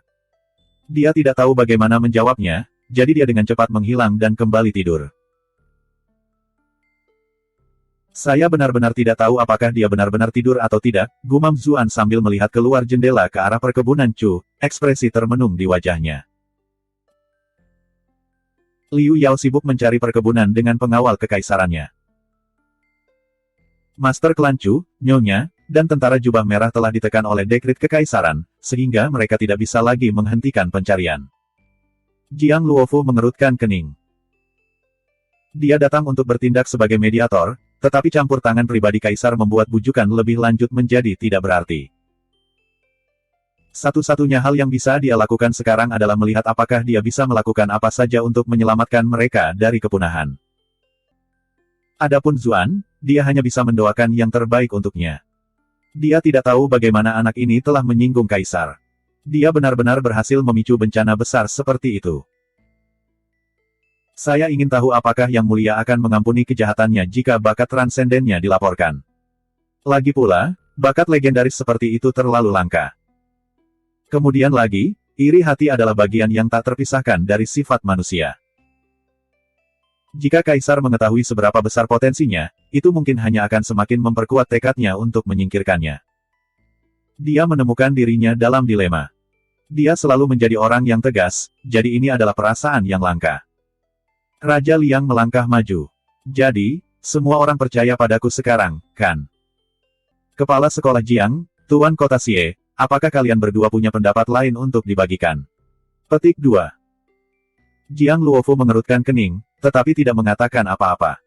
Xie segera tersenyum meminta maaf. Tidak sama sekali. Kami akan membiarkan Raja Liang mengambil alih semuanya. Apakah kamu bercanda? Sebuah dekrit kekaisaran telah muncul, dan ketakutan yang mereka rasakan dari tekanan yang sangat kuat yang menyertainya masih tetap ada. Bahkan sekarang, dia mempertanyakan keputusannya untuk berpihak pada Raja Qi. Namun, dengan keadaan yang sudah seperti ini, tidak ada cara baginya untuk beralih pelanggan pada saat ini. Untungnya, hari-hari kaisar sudah dihitung. Satu-satunya pekerjaannya saat ini adalah mengirim laporan kepada Raja Qi secepat mungkin, sehingga dia bisa membuat rencana sebelumnya. Xie Daoyun menggigit bibirnya. Dia tahu ayahnya tidak punya pilihan selain bertindak seperti yang dia lakukan. Ini benar-benar bukan sesuatu yang bisa diputuskan oleh klan Xie mereka. Dia hanya bisa berharap Zuan bisa lolos dengan selamat. Pada saat ini, Liu Yao telah keluar, setelah menyelesaikan pencarian perkebunan Chu. Dia menggelengkan kepalanya. Dia tidak di sini. Raja Liang memandang tuan dan nyonya dari klan Chu. Saya percaya Bright Moon Duke telah mendengar dekrit kekaisaran juga. Jika Anda tidak menyerahkan Zuan, seluruh klan Chu akan mengikuti anak itu ke dalam kubur. Dia merasa sangat senang melihat orang-orang yang telah menempatkannya dalam keadaan menyedihkan sebelumnya akhirnya terlihat sangat putus asa. Chu Zongtian dan Qin Wanru bertukar pandang. Wajah mereka sangat pucat. Qin Wanru tidak bisa menahan diri untuk tidak berkata, kalian semua melihat sendiri bahwa Ah Su tidak ada di sini. Bagaimana kita bisa menyerahkan seseorang yang bahkan tidak kita lindungi? Raja Liang berkata dengan dingin, itu yang perlu kamu khawatirkan. Itu bukan urusanku. Siapa yang memutuskan untuk menerima Zuan sebagai menantu mereka? Dia menempatkan pengawal kekaisaran di sekitar perkebunan Chu dan memutuskan untuk beristirahat. Jauh lebih baik untuk berbaring di tempat yang hangat, jauh dari suasana dingin ini. Itu benar, bukankah tempat tinggal abadi di kota Bright Moon? Saya pernah mendengar bahwa itu sangat bagus. Qiu Honglei ada di sana, dan dia memiliki reputasi yang cukup baik. Saya harus melihat dan mengalaminya sendiri. Namun, rasanya aneh untuk menyarankan ini atas inisiatifnya sendiri. Mengapa pejabat Bright Moon ini sangat lambat? Bukankah seharusnya mereka yang mengambil inisiatif untuk membuatku merasa diterima? Seolah merasakan ketidakpuasannya, Xie bergegas dengan senyuman dan berkata, Raja Liang, Jenderal, kalian berdua telah datang jauh-jauh ke kota Bright Moon. Tolong, biarkan yang sederhana ini membantu Anda merasakan cita rasa lokal Bright Moon City. Raja Liang langsung merasa senang, tapi dia pura-pura terlihat bermasalah. Dia membelai janggutnya dan berkata, tentu saja itu terlalu banyak untuk ditanyakan. Saya tidak akan bermimpi mengganggu Tuan Xie. Petik 2. Tidak sama sekali, tidak sama sekali. Dengan hormat, yang rendah hati ini juga ingin mendengar lebih banyak tentang ibu kota dari Anda dan Jenderal Liu. Xie berkata sambil tersenyum. Liu Yao tertawa terbahak-bahak. Saya akan membimbing Lord Xie di sekitar ibu kota di masa depan jika ada kesempatan. Haha. Xie Daoyun sedikit kecewa dengan sikap menjilat ayahnya. Dia lebih suka menjauhkan diri dari perilaku seperti itu, tetapi dia tidak merasa jijik terhadap ayahnya. Sebagai anak seorang pejabat, dia tahu bahwa menjamu tamu adalah bagian penting dari tugasnya. Dia sibuk mengubur dirinya dalam puisi dan seni, sementara adik laki-lakinya berlarian mengejar gadis-gadis, jadi ayahnya lah yang harus menanggung semuanya sendirian. Ketika semua orang telah pergi, Xie Daoyun berjalan untuk menghibur pasangan suami istri dari klan Chu. Bright Moon Duke, Nyonya Chu, apakah kalian berdua baik-baik saja? Haruskah saya memanggil tabib surgawi Ji? Petik 2. Chu Zongtian menggelengkan kepalanya. Ini hanya luka ringan. Dia memikirkan masa depan suram yang dihadapi klan Chu, dan menghela nafas dalam-dalam. Paman, tolong jangan terlalu khawatir, kata Xie Daoyun. Tentunya ada cara untuk menyelesaikan masalah ini. Terlepas dari kata-katanya sendiri, dia sendiri tidak bisa melihat jalan keluar bagi mereka. Qin Wanru berkata, terima kasih Nona Xie, atas bantuan Anda sebelumnya. Dia jelas menyadari bahwa Xie Daoyunlah yang membawa ayahnya ke sini, dan dia juga mendengar tentang bagaimana dia membantu Ah Su memasuki kota. Namun, meskipun dia bersyukur, dia tidak bisa tidak merasa ini sedikit aneh. Kapan mereka berdua mengembangkan hubungan yang begitu ramah? Ahzu mereka tidak memiliki banyak keterampilan lain, tetapi caranya dengan wanita benar-benar kedudukan tertinggi. Dia mungkin khawatir jika mereka saat ini tidak dalam krisis, tetapi saat ini, semakin banyak teman wanita yang dia miliki, semakin baik. Mereka bisa membantunya, setidaknya, dan jika ada putri atau seseorang seperti itu di antara mereka, maka itu akan lebih baik. Mungkin itu akan membantunya keluar dari konflik dengan Kaisar tanpa cedera. Hah, tunggu sebentar. Kaisar terus mengatakan bahwa Ahzu mencuri sesuatu miliknya. Jangan bilang itu putrinya. Nyonya terlalu baik. Xie Daoyun khawatir tentang langkah Zuan selanjutnya. Dia jelas tidak dalam mood untuk mengobrol, jadi dia mengucapkan selamat tinggal dan pergi dengan berat hati. Jiang Luofu juga berjalan ke arah mereka dan berkata pelan, Ahzu meninggalkan putri keduamu di kediaman staf akademi. Mengingat situasi saat ini, saya akan menahannya di sana untuk saat ini. Kalian berdua tidak perlu khawatir. Bahkan jika sesuatu terjadi, aku akan memastikan keselamatannya. Kata-katanya yang tak terucapkan jelas. Jika klan Chu benar-benar dimusnahkan, dia akan terus melindungi Chu Huanzhao.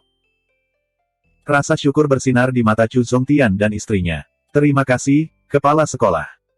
Bahkan Kaisar telah terlibat. Dengan keadaan seperti itu, tidak ada banyak ruang untuk harapan. Fakta bahwa dia bersedia mempertahankan sebagian dari garis keturunan mereka sudah merupakan bantuan besar. Qin Wanru bertanya, ngomong-ngomong, apakah Ahzu ada di akademi? Jiang Luofu menggelengkan kepalanya. Tidak ada yang tahu di mana dia sekarang. Qin Wanru menghela nafas. Itu bagus. Jika kepala sekolah Jiang bertemu dengannya, tolong bantu saya menyampaikan pesan. Dia benar-benar tidak boleh kembali. Mereka sudah menyiapkan jaring yang tak terhindarkan. Petik 2. Meskipun Raja Liang dan Liu Ya telah pergi, 10 utusan bersulam itu tetap ada, dan pengawal kekaisaran masih ada. Klan Chu telah kehilangan semua kekuatan untuk melawan mereka. Juga, katakan padanya untuk mencari Cuyan, dan selamatkan dia. Adik laki-lakinya. Mereka harus menemukan tempat untuk bersembunyi dan hidup dalam penyamaran. Jangan biarkan Cuyan membalas dendam. Petik 2. Dari nada suaranya, sepertinya dia sudah menyampaikan kata-kata terakhirnya. Jiang Luofu mengerutkan kening, tetapi pada akhirnya dia masih mengangguk sebagai tanda terima. Aku akan. Selama 3 hari berikutnya, klan Chu mengadakan pertemuan sepanjang waktu, mencoba mencari jalan keluar. Namun, setiap opsi ditolak. Situasi ini terlalu suram. Tiba-tiba, seorang tetua dengan tongkat berjalan mengutuk, ini semua salah Zuan. Dia adalah sumber dari seluruh malapetaka ini. Dengan dia yang memimpin, semakin banyak orang mulai mengutuk Zuan. Bab 428, sebuah celah. Yang berbicara semuanya adalah tetua klan Chu.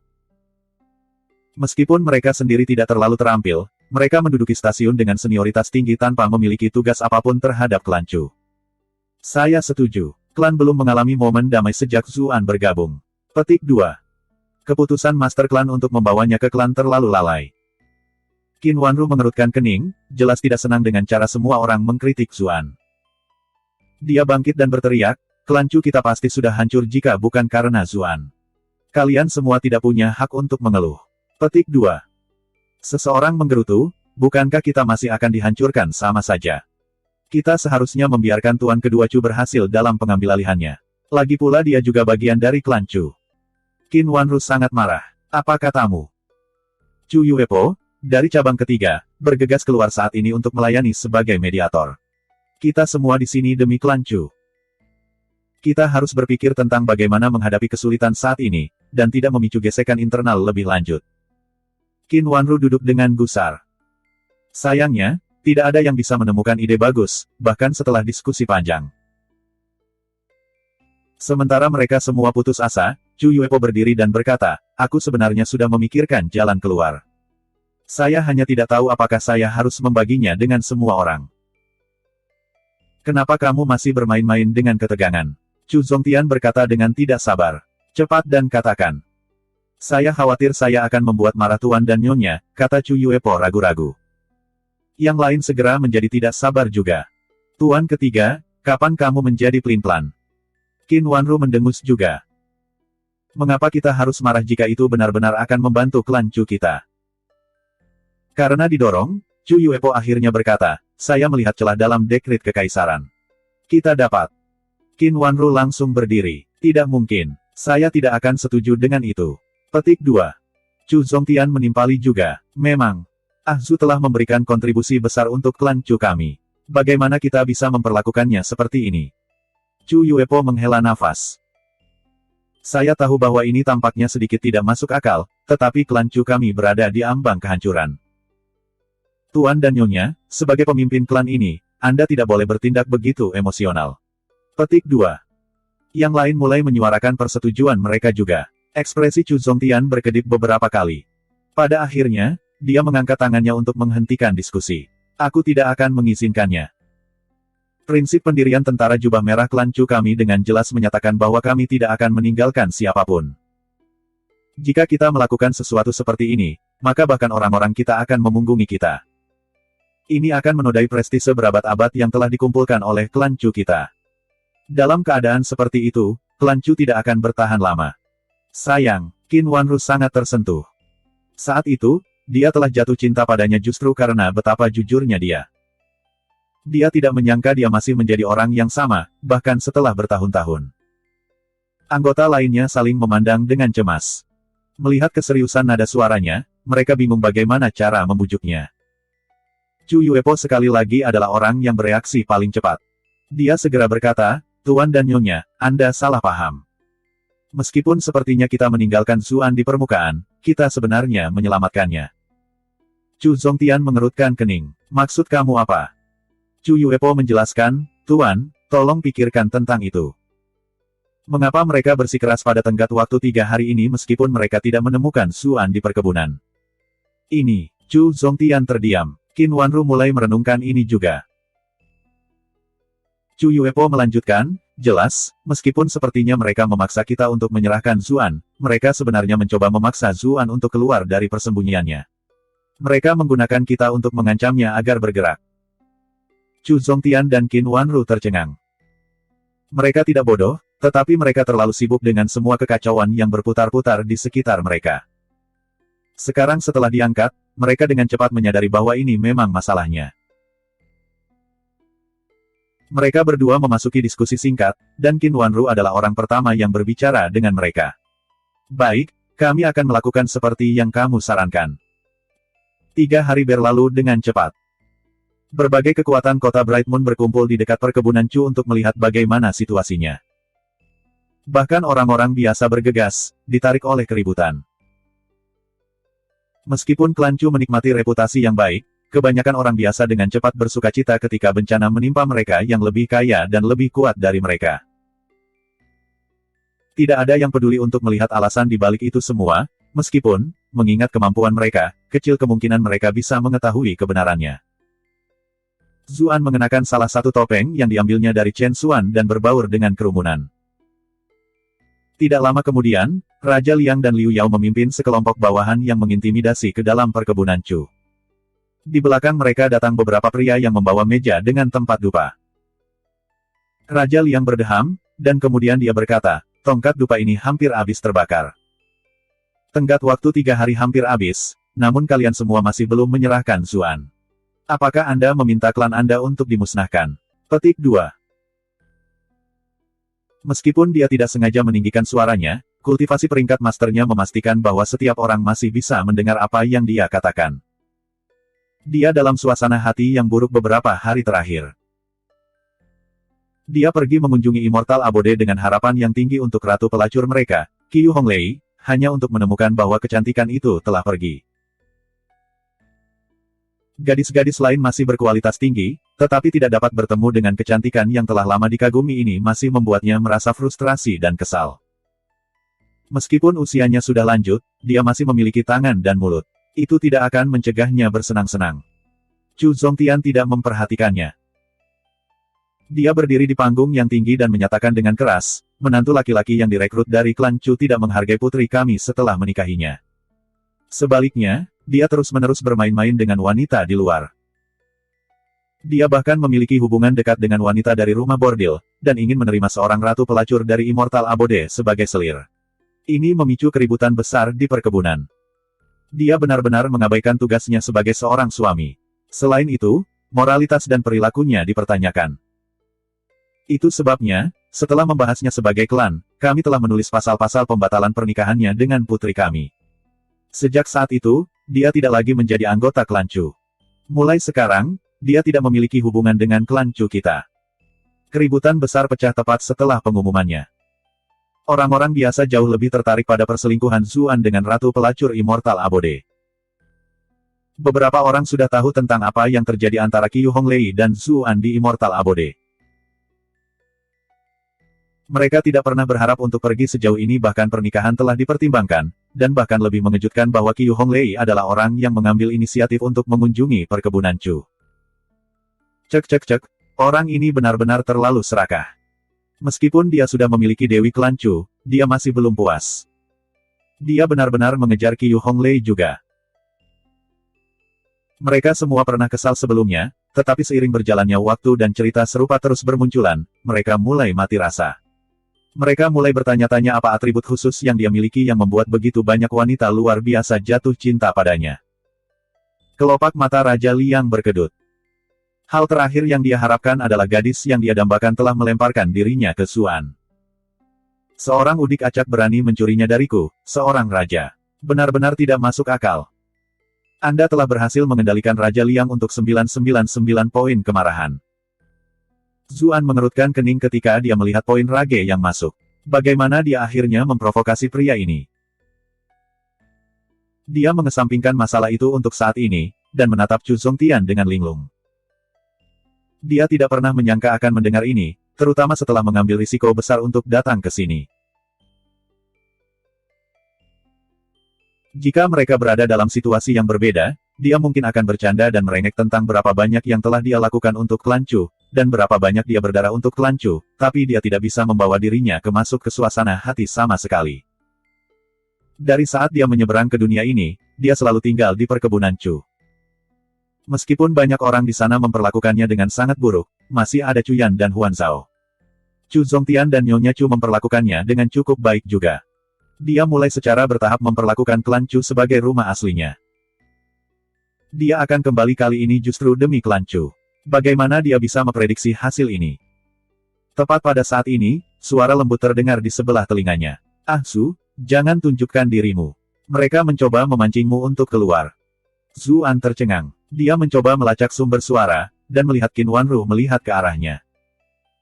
Dia tertegun, tetapi dengan cepat menyadari apa yang sedang terjadi. Topeng ini sama dengan yang dia pakai terakhir kali mereka berdua pergi berpetualang. Tidak heran dia mengenalinya. Dia merasakan gelombang kehangatan. Jadi ini adalah alasan di balik pembatalan. Raja Liang sangat marah. Apa lelucon? Apakah ini game yang akan kalian mainkan? Apa menurutmu kita semua bodoh? Chu Zongtian berkata dengan tenang dan tidak tergesa-gesa, jika saya boleh berbicara, Raja yang terhormat. Jika saya tidak salah, dekrit Kaisar menyatakan bahwa kami harus menyerahkan menantu kami, Zuan. Itu tidak mengatakan untuk menyerahkan individu bernama Zuan. Karena Zuan bukan lagi menantu kita, kita seharusnya tidak terikat oleh dekrit kekaisaran lagi. Semua orang tercengang dengan pernyataan terakhir ini. Bahkan Xie Yi tidak bisa menahan diri untuk tidak menatapnya. Apakah ini masih orang yang kaku dan jujur yang dia kenal selama ini? Chu Zongtian melanjutkan, dengan hormat, saya harus menyusahkan Anda untuk membantu kami menemukan pria itu. Dia juga sangat mengganggu klan Chu kami. Kami tidak melakukan apapun selain memperlakukannya dengan baik, namun dia tidak hanya menipu putri pertama kami, dia bahkan mencoba mengejar putri kedua kami. Huan Zhao masih sangat muda, dia benar-benar. Zuan merasakan dorongan untuk membenamkan wajahnya di telapak tangannya. Bab 429, diselamatkan dari kematian mutlak. Zuan benar-benar hancur. Dia tahu bahwa Chu Zongtian mengatakan ini untuk memberi bobot pada argumennya, tetapi ini terdengar sangat salah. Dia sangat dekat dengan Huan Zhao, dan dia yakin ayah mertuanya juga memperhatikannya. Dia hanya tidak membicarakannya. Kerumunan meledak dalam keributan besar. Petualangan romantis Zuan sudah dikenal luas di seluruh kota, tetapi setelah kejutan awal, semua orang perlahan menjadi mati rasa terhadap berita tersebut. Namun, drama baru yang melibatkan kedua saudara perempuan ini tiba-tiba membuat mereka semua kembali bersemangat. Dia benar-benar mencapai fantasi yang hanya bisa diimpikan oleh banyak pria. Apakah kamu pernah melihat nona kedua Chu sebelumnya? Saya sudah. Dia sudah cukup cantik. Siapa tahu, dia mungkin tumbuh menjadi lebih cantik dari kakak perempuannya. Bocah Zuan itu mendapatkan kedua saudara perempuan Chu sekaligus. Keberuntungannya dengan wanita gila. Petik 2. Itu bahkan belum semuanya. Saya mendengar bahwa dia bahkan memiliki sesuatu yang terjadi dengan Nyonya Chu. Ini mungkin alasan sebenarnya mengapa Duke Brightmoon mengusirnya. Petik 2. Desas-desus gosip langsung membuat kerumunan terbakar, dan tempat itu menjadi sangat hidup. Kelopak mata Chu Zongtian berkedut. Mengingat kultivasinya, bagaimana mungkin dia tidak mendengar apa yang mereka katakan? Dia tidak pernah berharap aktingnya menghasilkan kesalahpahaman semacam ini.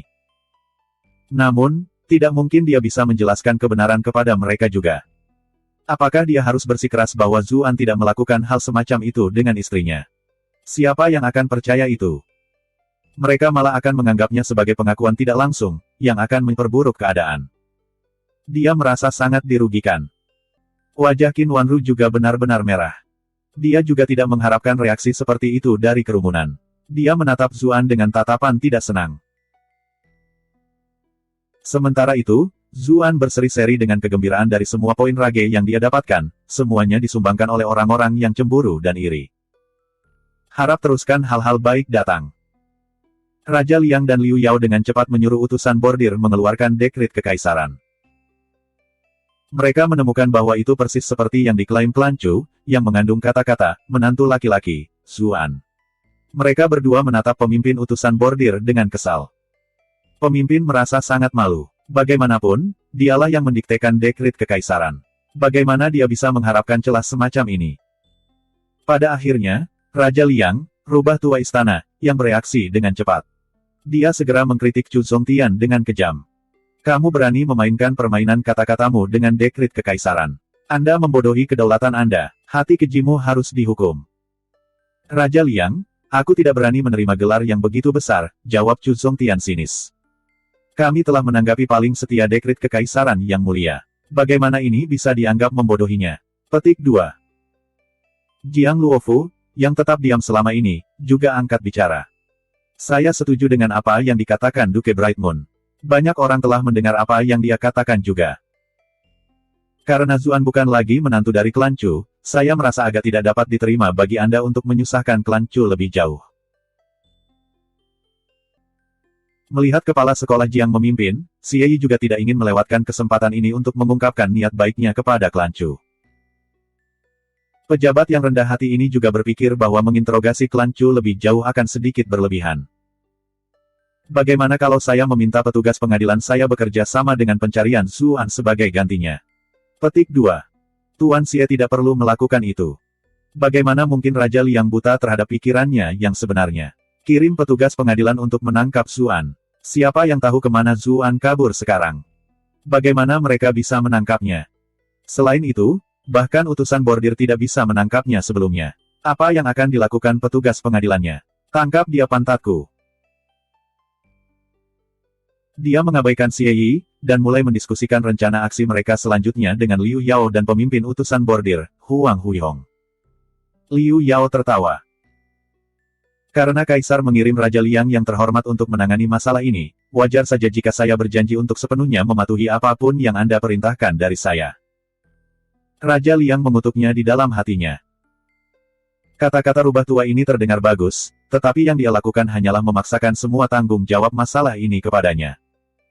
Anjing ini bahkan tidak memiliki sedikit pun hati nurani setelah semua pelacuran.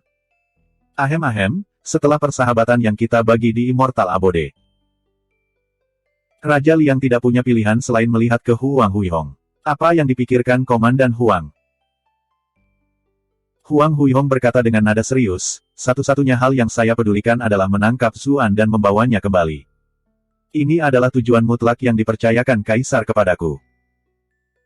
Dengan hormat, jika kami tidak melakukannya, tidak hanya utusan bordir kami, tetapi bahkan Anda tidak akan dapat lolos dari hukuman. Petik 2.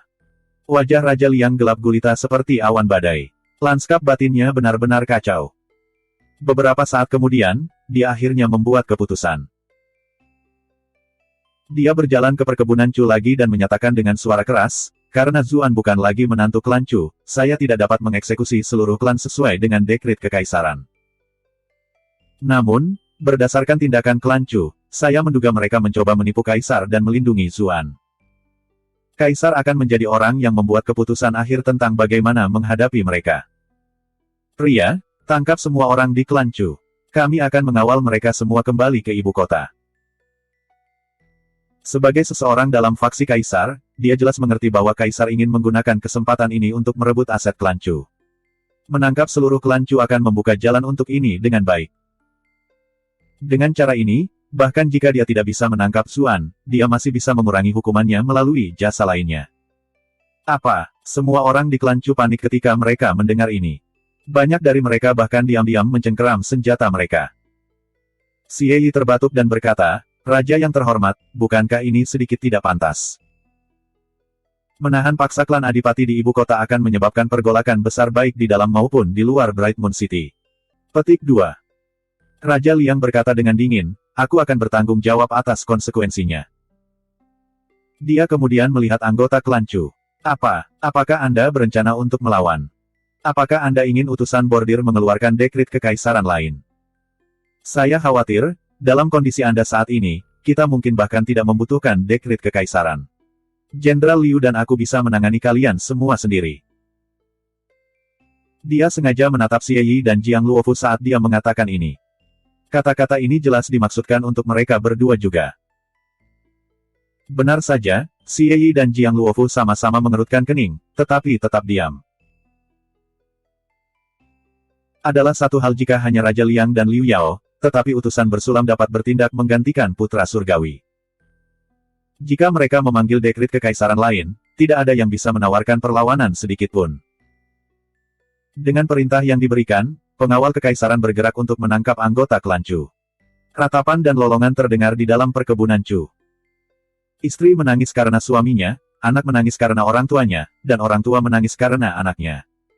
Tuan klan. Yang lain melihat ke arah Chu Zongtian. Jelas, mereka membutuhkannya untuk membuat keputusan segera untuk klan. Ekspresi Chu Zongtian berkedip beberapa kali.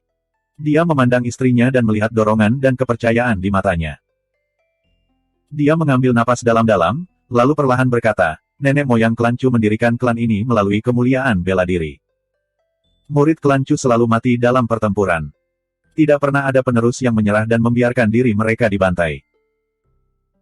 Daripada diperlakukan sebagai tahanan di ibu kota, menderita penghinaan dan fitnah, kami lebih suka bertarung dengan terhormat sampai mati.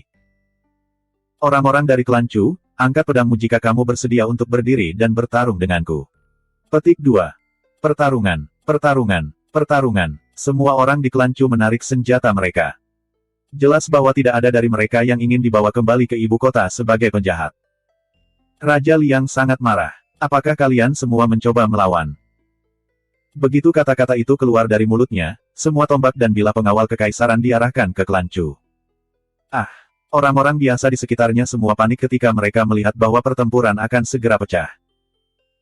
Mereka datang dengan biji melon mereka untuk menonton pertunjukan yang bagus, bukan untuk kehilangan nyawa mereka. Seluruh kepala Xie Yi basah oleh keringat. Dia menyeka dahinya sambil menasihati kedua belah pihak, semuanya, tolong tenang.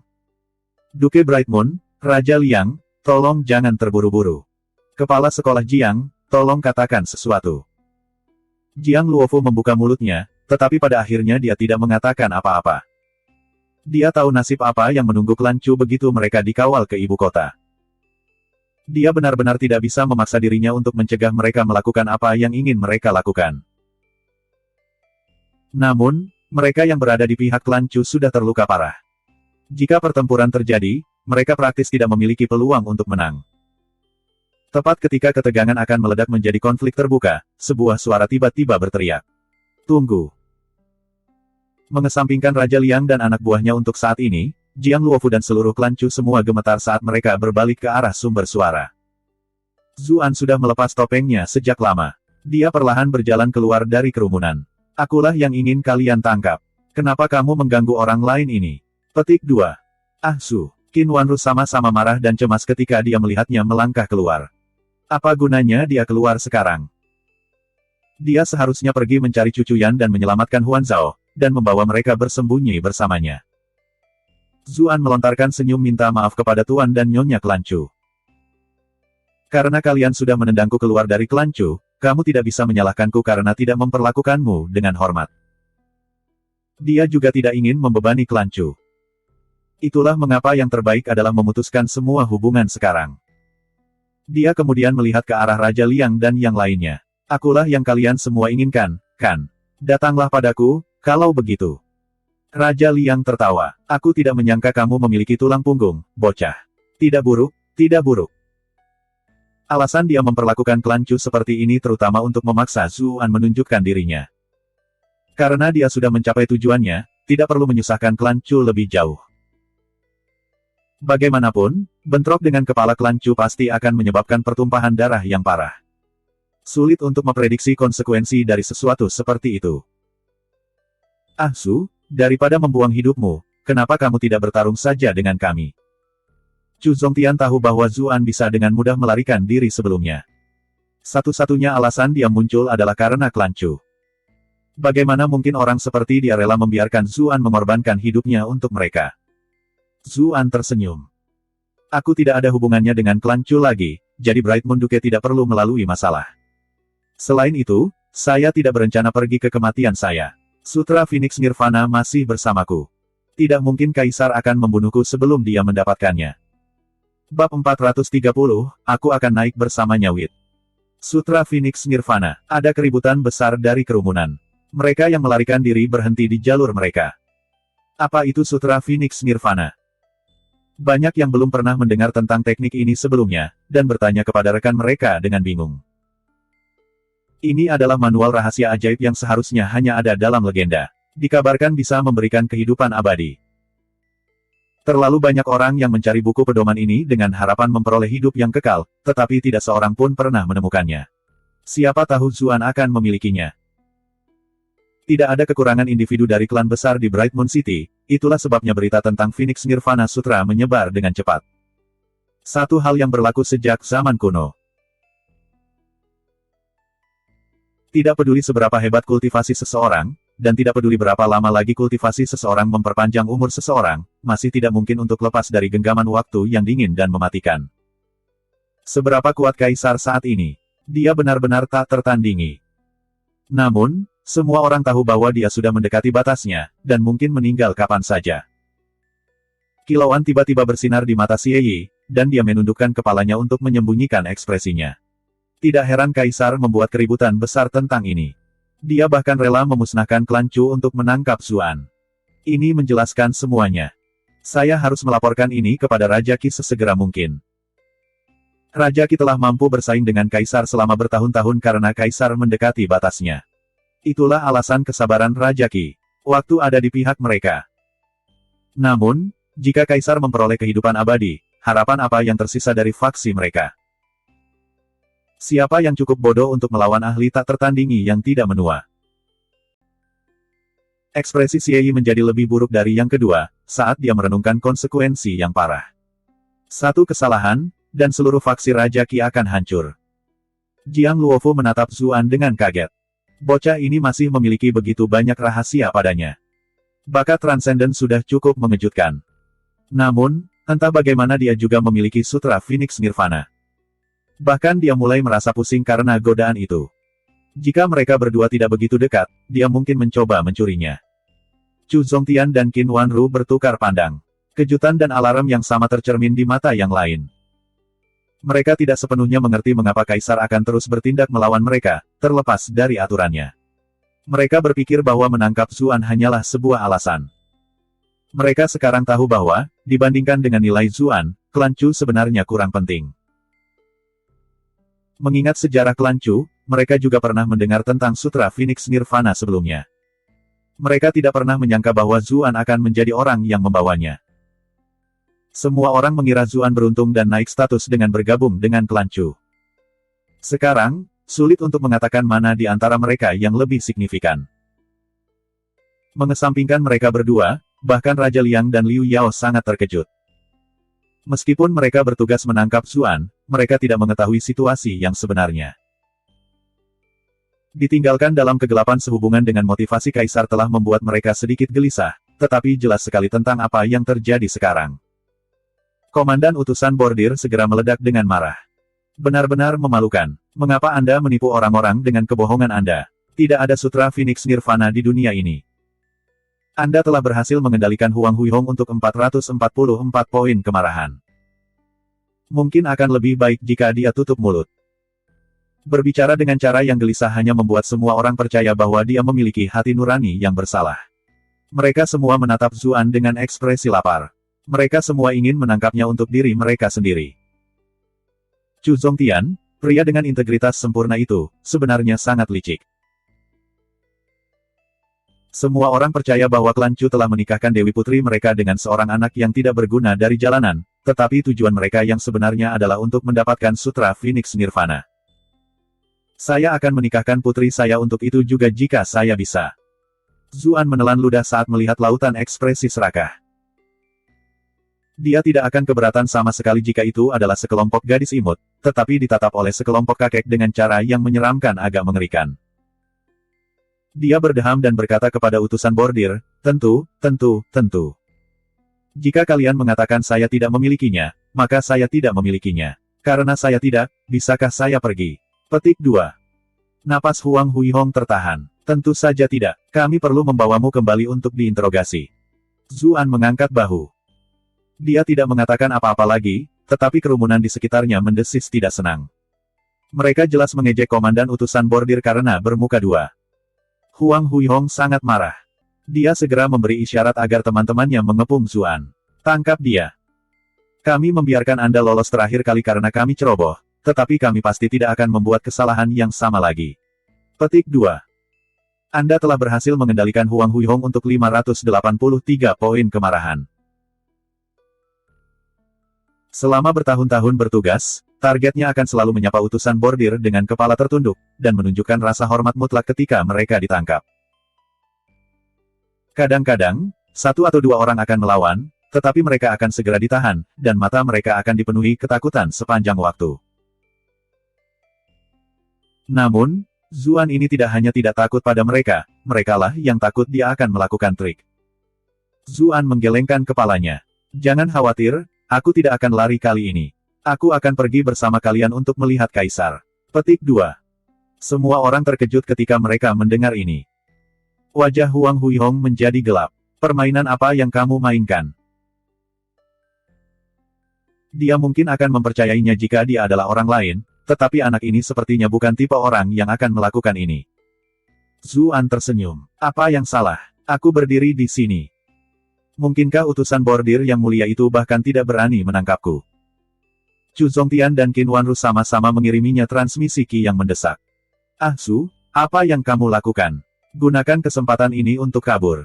Kami akan membantumu mengalihkan perhatian mereka. Tapi Zuan menggelengkan kepalanya. Tidak perlu. Aku tidak ingin menyusahkan kalian semua. Selain itu, saya punya rencana sendiri. Kalian berdua tidak perlu mengkhawatirkanku. Jiang Luofu juga mengiriminya transmisi Qi. Kamu anak nakal, aku tidak tahu apa yang kamu rencanakan, tapi sama sekali tidak ada jalan keluar jika kamu dibawa kembali ke ibu kota. Kaisar tidak akan mentolerir orang lain yang mencapai kehidupan abadi. Zuan menjawab sambil tersenyum, terima kasih kepala sekolah yang cantik karena telah mengkhawatirkan saya. Tapi lihatlah aku baik-baik. Apa aku terlihat seperti orang idiot yang akan membuang nyawaku? Jiang Luofu mendengus. Aku akan mengakui bahwa kamu tidak bodoh, tetapi itu tidak berarti mereka bodoh. Saya tidak tahu rencana macam apa yang telah Anda buat, tetapi bahkan rencana terbaik pun tidak ada artinya dalam menghadapi kekuatan mutlak. Semua skema sia-sia sebelum kultivasi kaisar. Petik 2. Itu mungkin tidak terjadi. Zuan memikirkan rencananya, dan ekspresi aneh menyebar di wajahnya. Bagaimana aku bisa membuat kaisar memakai topi hijau ini? Jiang Luofu tercengang oleh sikap percaya dirinya. Dia telah bertemu dengan pria yang percaya diri dalam hidupnya, tetapi kepercayaan diri mereka dibangun di atas kultivasi dan latar belakang mereka, yang hampir tidak membuatnya terpuji. Orang yang benar-benar lemah seperti Zuan yang tetap tenang dan percaya diri dalam situasi seperti itu jelas jauh lebih langka. Utusan bordir mengelilinginya dan melemparkan rantai penuai jiwa mereka di sekitar Zuan. Mereka menunjukkan kelegaan yang terlihat ketika dia tidak melawan. Bahkan jika dia ingin melawan, sudah terlambat sekarang. Mereka yang terikat oleh rantai penuai jiwa akan menemukan semua ki mereka terkendali. Tidak peduli seberapa kuat kultivasi seseorang, mereka tidak akan berbeda dari orang biasa. Zuan mengerutkan kening. Dia juga bisa merasakan bahwa aliran ki-nya telah langsung terputus. Ketika dia menundukkan kepalanya, dia memperhatikan bahwa permukaan rantai ditutupi rune. Rune ini sangat indah, dan cahaya biru samar mengalir di atasnya dari waktu ke waktu. Mereka membentuk formasi penyegelan yang membatasi semua ki di dalam tubuhnya. Untungnya, dia masih bisa menggunakan Grengale, Blue Malert, dan Hundertwarbel. Itu segera memberinya sedikit kepercayaan diri. Siei berjalan saat ini. Tuanku, karena Anda telah menyelesaikan misi Anda, mengapa tidak tinggal di Bright Moon City selama beberapa hari lagi? Pejabat yang rendah hati ini ingin berbagi lebih banyak tentang keramahan kota kami. Raja Liang segera berkata, terima kasih Tuan Kota Xie atas niat baik Anda, tetapi kami masih memiliki urusan resmi yang harus diselesaikan yang tidak dapat ditunda. Kita harus segera berangkat. Lelucon macam apa ini? Zuan baru saja mengungkapkan kepada dunia bahwa dia membawa Sutra Phoenix Nirvana bersamanya. Siapa yang tahu berapa banyak hiu yang akan tertarik padanya setelah mencium bau darah? Bagaimana mereka bisa membuang waktu sama sekali? Terlebih lagi, Siei ini adalah bagian dari faksi Raja Qi juga. Apa yang dia rencanakan sangat tidak terlihat. Tidak mungkin Raja Liang membiarkan dia melakukan apa yang diinginkannya. Dia segera mengeluarkan perintah, tanpa menunggu jawaban. Bawa klan Sang bersama kami. Kami akan segera kembali ke ibu kota. Kereta penjara dari duo ayah dan anak dari klan Sang, serta milik Zheng Dan, dibesarkan. Zheng Dan masih mengenakan pakaian pernikahannya, masih mempesona seperti sebelumnya, meskipun ekspresi lesu dan sedih menutupi wajahnya. Baginya, masa depan suram dan suram. Zuan, terikat sepenuhnya dengan rantai, berjalan melintasi penglihatannya, dan dia sangat terkejut sehingga dia langsung duduk. Dia melingkarkan jari-jarinya di jeruji kereta penjara. Matanya tampak penuh pertanyaan, hampir seolah bertanya mengapa dia ada di sini. Zuan memberinya senyuman. Sayangnya, ki-nya disegel, jadi mereka berdua tidak bisa mengirim transmisi suara satu sama lain. Raja Liang memberi perintah lain. Temukan kereta penjara lain. Saya ingin yang spesial, yang benar-benar tidak bisa dihindari oleh penjahat. Petik 2. Bawahannya agak bermasalah. Tidak ada waktu. Kami berusaha untuk pergi secepat mungkin. Kereta penjara Bright Moon City tidak cukup kokoh, dan kami tidak punya waktu untuk membuat yang baru. Raja Liang sangat marah. Kalian semua bahkan tidak bisa mengurus sesuatu yang sederhana. Untuk apa aku membuatmu bodoh? Orang-orang itu jelas merasakan sengatan ketidakadilan. Anda bahkan tidak memberi kami cukup waktu untuk bersiap. Apakah Anda mengharapkan kami untuk memanggil satu dari udara tipis untuk Anda? Zuan tertawa dan berkata, sungguh tidak perlu untuk semua masalah. Kereta penjara ini sepertinya cukup luas. Saya hanya akan naik dengannya. Petik 2. Dia menunjuk Zheng Dan.